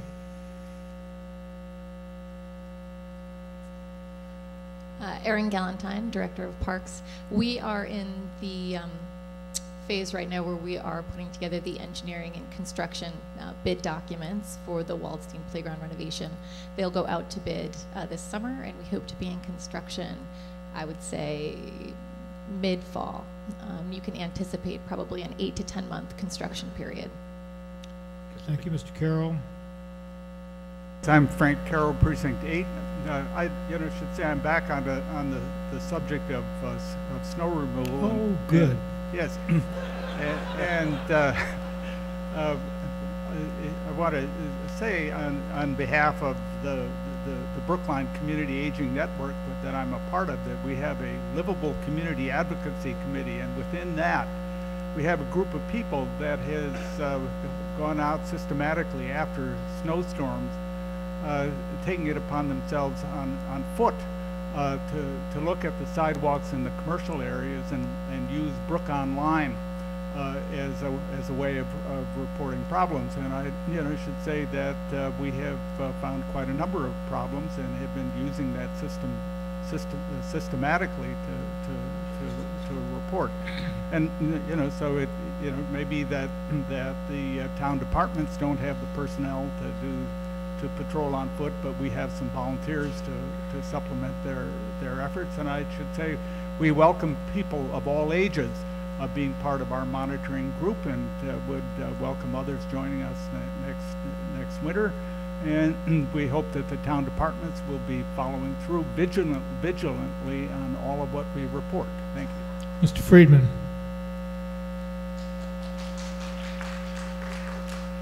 Harry Friedman, Precinct 12. I noticed on page 8-11 there's a reference to new hiring in the Transportation Division to handle the taxi cab medallions. The Boston Globe recently ran a series of articles on Boston's taxi cab system, highlighting the medallion system and the sort of mess it causes for the people who actually drive the taxis. So I'm wondering, and it wasn't clear from the articles if Boston's problems were solely caused by the medallion system or simply aggravated by the medallion system. But since we're going to a medallion system, I was wondering what steps, if any, we're taking to avoid Boston's problems. I'm not sure that's within the purview of, in fact, I'm quite sure it isn't within the purview of the Public Works Department, but... I thought it was the Transportation Division hire. Well, it's the Transportation Board that, well, Mr. Safer, okay, Mr. Corain.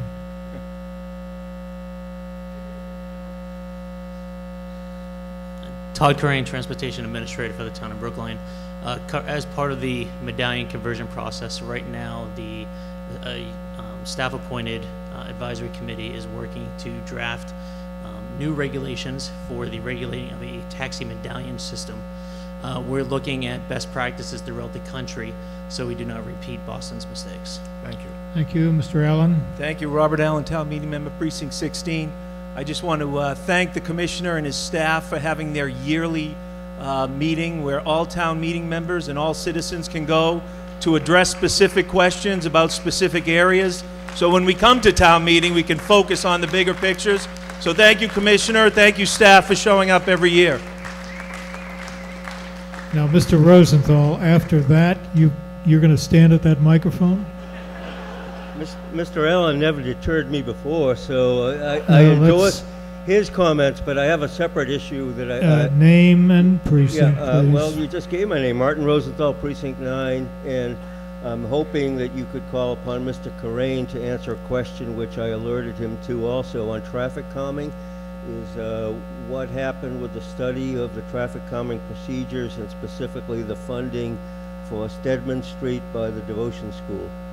Okay, but that's the last one you get on Public Works. I absolutely guarantee that. Mr. Corain? Thank you. Two separate issues. The first is the revised traffic calming policy was voted upon by the Transportation Board following a public process at their July 2012 meeting. They updated the traffic calming policy to meet federal, state, and industry standards. There's already been 2 petitions and applications submitted under that new standard. In terms of the Stedman Street, there was a request for us to do a follow-up study to determine if the curb extensions and crosswalks and other related signage was effective in meeting the goals of the Transportation Board. There was a follow-up traffic study. I do not know the results off the top of my head. I can get that information for you. Thank you very much. Thank you. On to library, $3,636,885. Health, $1,229,088. Veteran Services, $292,074. Council on Aging, $816,036. Recreation, $1,028,713. Personnel Services Reserve, $715,000. Collective Bargaining Town, $1,900,000, which brings us to the school budget. Mr. Moderator. Just a minute, please. $82,780,770. And it is after 10:30. Our usual procedures call for us to finish the article on which we're deliberating as 10:30 rolls around. I think we will hear from Mr. Morse on the school budget. Town meeting members have asked a great many questions about the crucial issues relating to the problems that the schools face.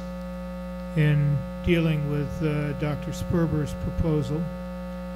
So I don't anticipate a great many comments, with one exception, on the school budget, and I think we can be out of here before 11, and I am going to go ahead and finish the budget article.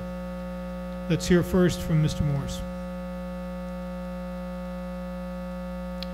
And you see, Dr. Vitolo, these things have a way of working out. Go ahead, Mr. Morse. Thank you, Mr. Moderator. I'm Alan Morse, Chairman of the Brookline School Committee, and I appreciate the privilege of being able to come before you tonight. Selectman DeWitt has updated you on our student growth issue and related work being accomplished by the Brookline School Population and Capacity Exploration Committee, more commonly referred to as B-Space. We are approaching the end of our work, we hope, and are striving to provide the school committee with recommendations before the end of June for its consideration at a July 9 workshop.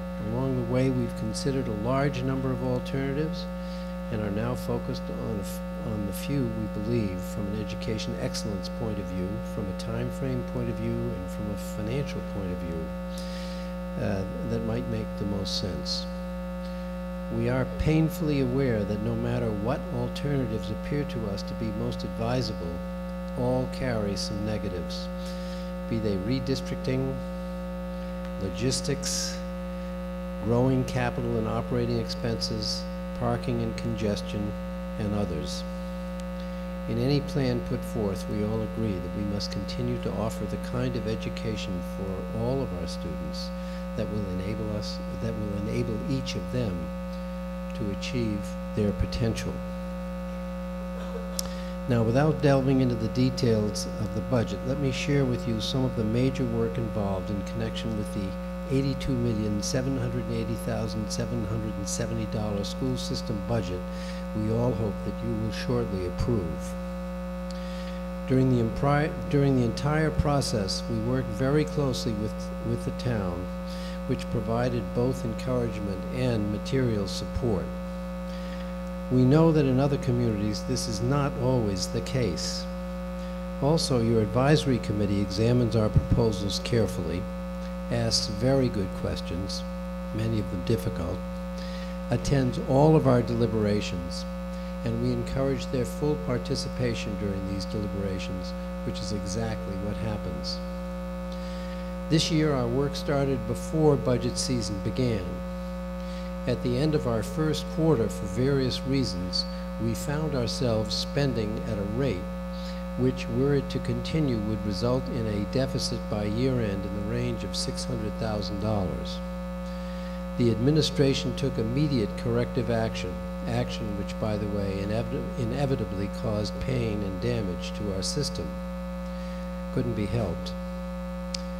Just two examples. We did not replace our senior data executive who had so effectively enabled us to measure how we were doing throughout our system.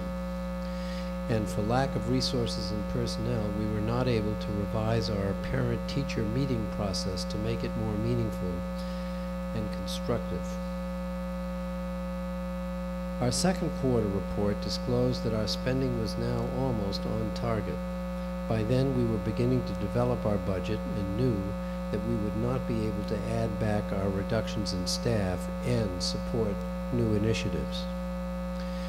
We therefore had to think through some very unpleasant alternatives. You may remember, to raise additional revenue, we considered charging for full-day kindergarten and also considered, against our long-standing policy, for 1 year engaging our parents to raise private funds to support our enrichment and challenge program and or our essential technology investments. To balance our budget, we considered reducing the level of our K-8 music program, eliminating a math coordinator key to the continued reduction in our achievement gaps, and even eliminating our enrichment and challenge program altogether. Parents were not happy, and neither were we. At the end of the third quarter, as we were putting our budget to bed, we discovered that the combination of a hiring freeze plus the results of several initiatives, such as moving some special education consulting services in-house, we were now forecasting a year-end $50,000 surplus. To this, we added $250,000 of our reserves and an additional most appreciated $140,000 in support from the town, enabling us to restore most of our painful reductions and present a more comfortable fiscal year 2014 budget, which you are now being asked to approve. The budget is far from perfect. For example, our senior data executive slot is not filled in this budget. We have not been able to invest in much of the technology needed to support our teachers and enhance the learning capabilities of our students. We have exhausted our existing reserves to balance the budget. Our contingencies are perilously thin. The budget you're seeing may undergo further changes. As mentioned previously, the state budget has not been finalized. We are not expecting anything dramatically favorable, despite the news that state revenues have continued to come in above the state's budget. We're enormously appreciative of the support you and our community provide to our school system. You may have questions about the budget. Superintendent Lupini and our Deputy Superintendent for Finance and Administration, Mr. Rowe, are here to respond along with me. Thank you for your attention. Thank you, Mr. Morse.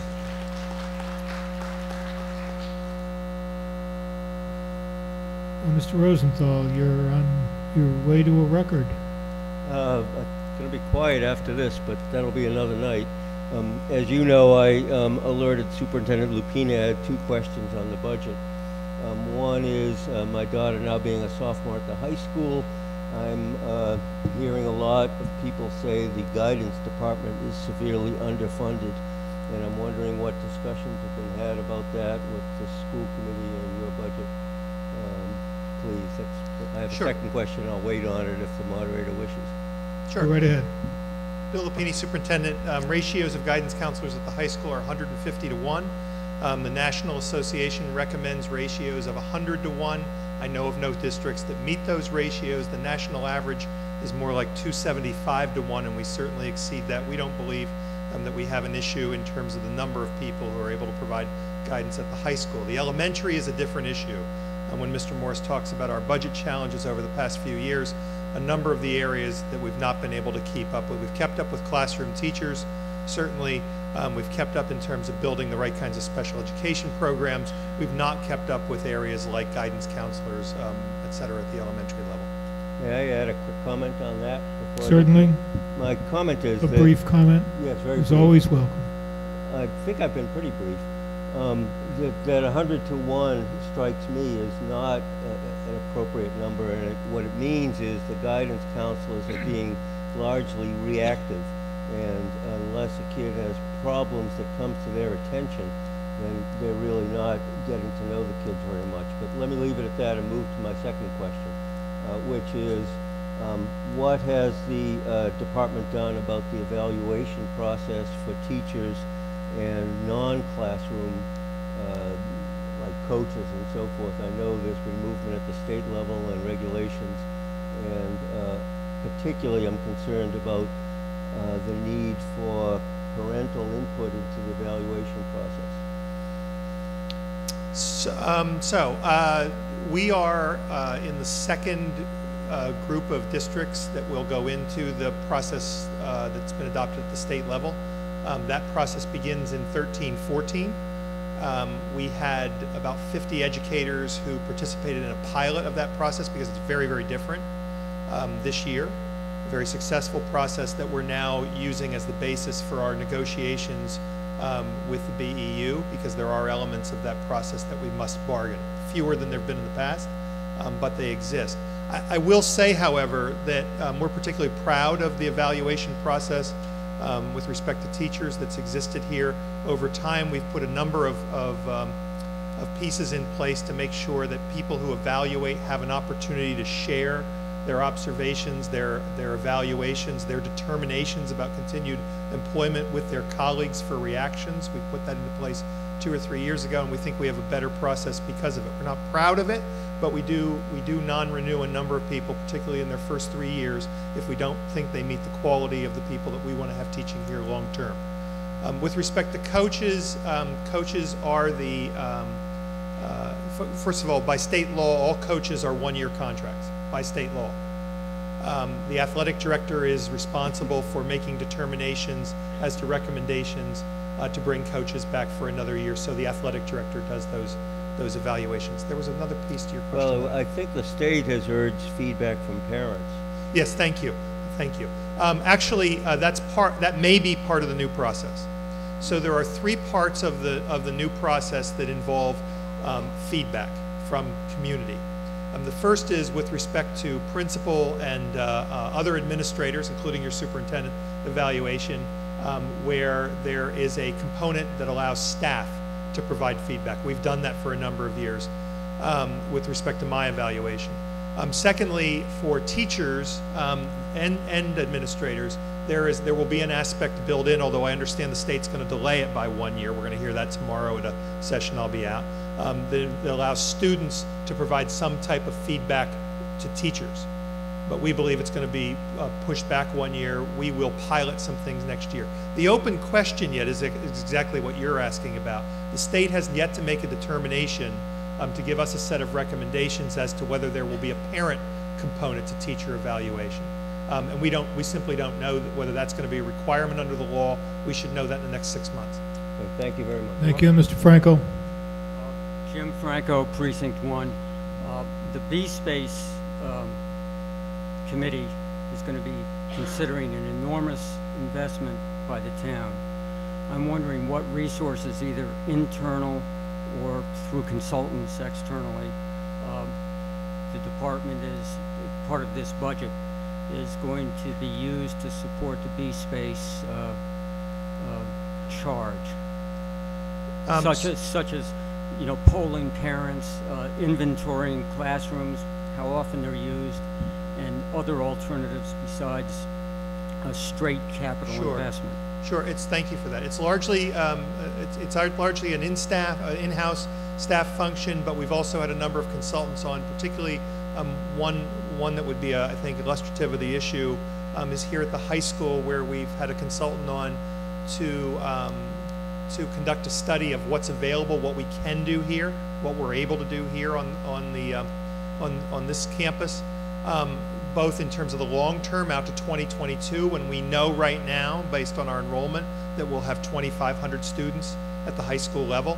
But really, how do we get there? In other words, what are the short-term steps that can be taken over the next few years? They're providing us with that, as well as schematics for some longer-term vision of the schools.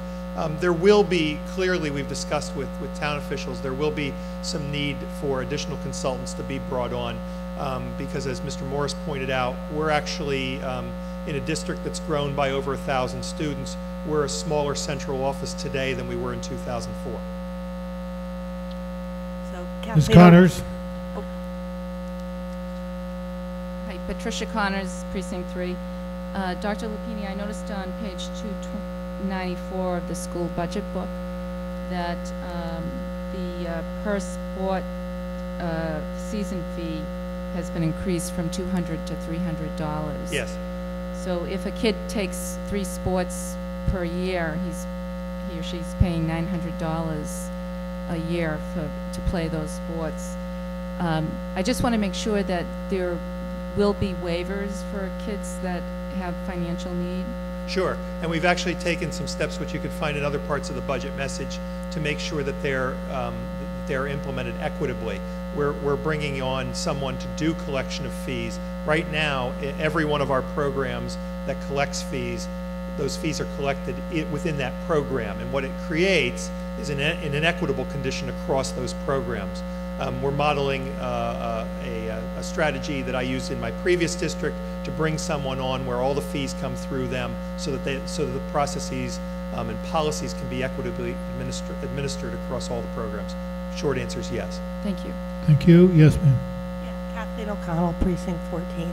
So you had mentioned in terms of teacher evaluation, I was wondering if part of that new system involves administration evaluation, like principal evaluation as well, and how does that feed in? So I'm sorry if I wasn't clear about that. The law is actually referred to as educator evaluation. It applies to anyone with a license. So where I was differentiating is that there is a staff component under the new law with respect to administrator evaluation. That is, we'll be developing a process. The state will make recommendations to us on the specifics of the process to be implemented to gather feedback from staff for each principal and coordinator and central office evaluation. Thank you. You can stand down, Dr. Lupini. Thank you very much.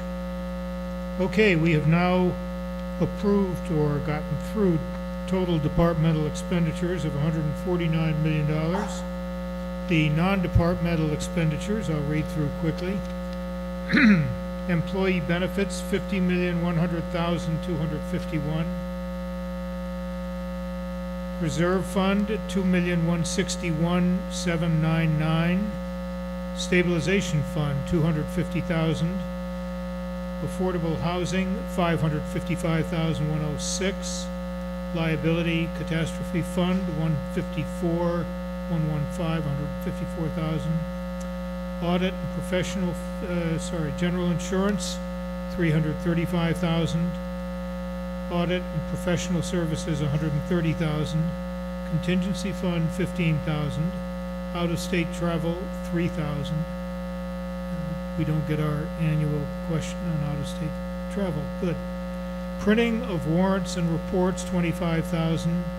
Massachusetts Municipal Association dues, $11,686. Borrowing, $9,583,111. Total departmental expenditures of $63,324,067, and total general appropriations of $212,388,579. The next items at the bottom of page 8-91 and the top of page 892, you'll be pleased to know you've already approved or we've already discussed. And those revenue finance special appropriations total $8,581,000, so that the total appropriated expenditures are $220,969,579. When you add to that the non-appropriated expenditures over which we have no control of $8,058,000, you get to a total budget of $229,028,338. All those in favor of the total budget, please raise your hands. Those opposed?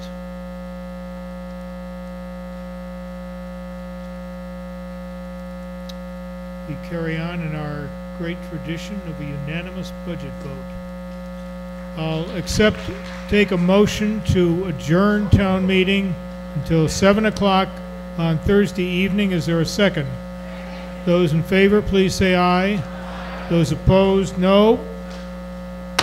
Town meeting is adjourned until 7 o'clock on Thursday, May 30. Thank you, ladies and gentlemen.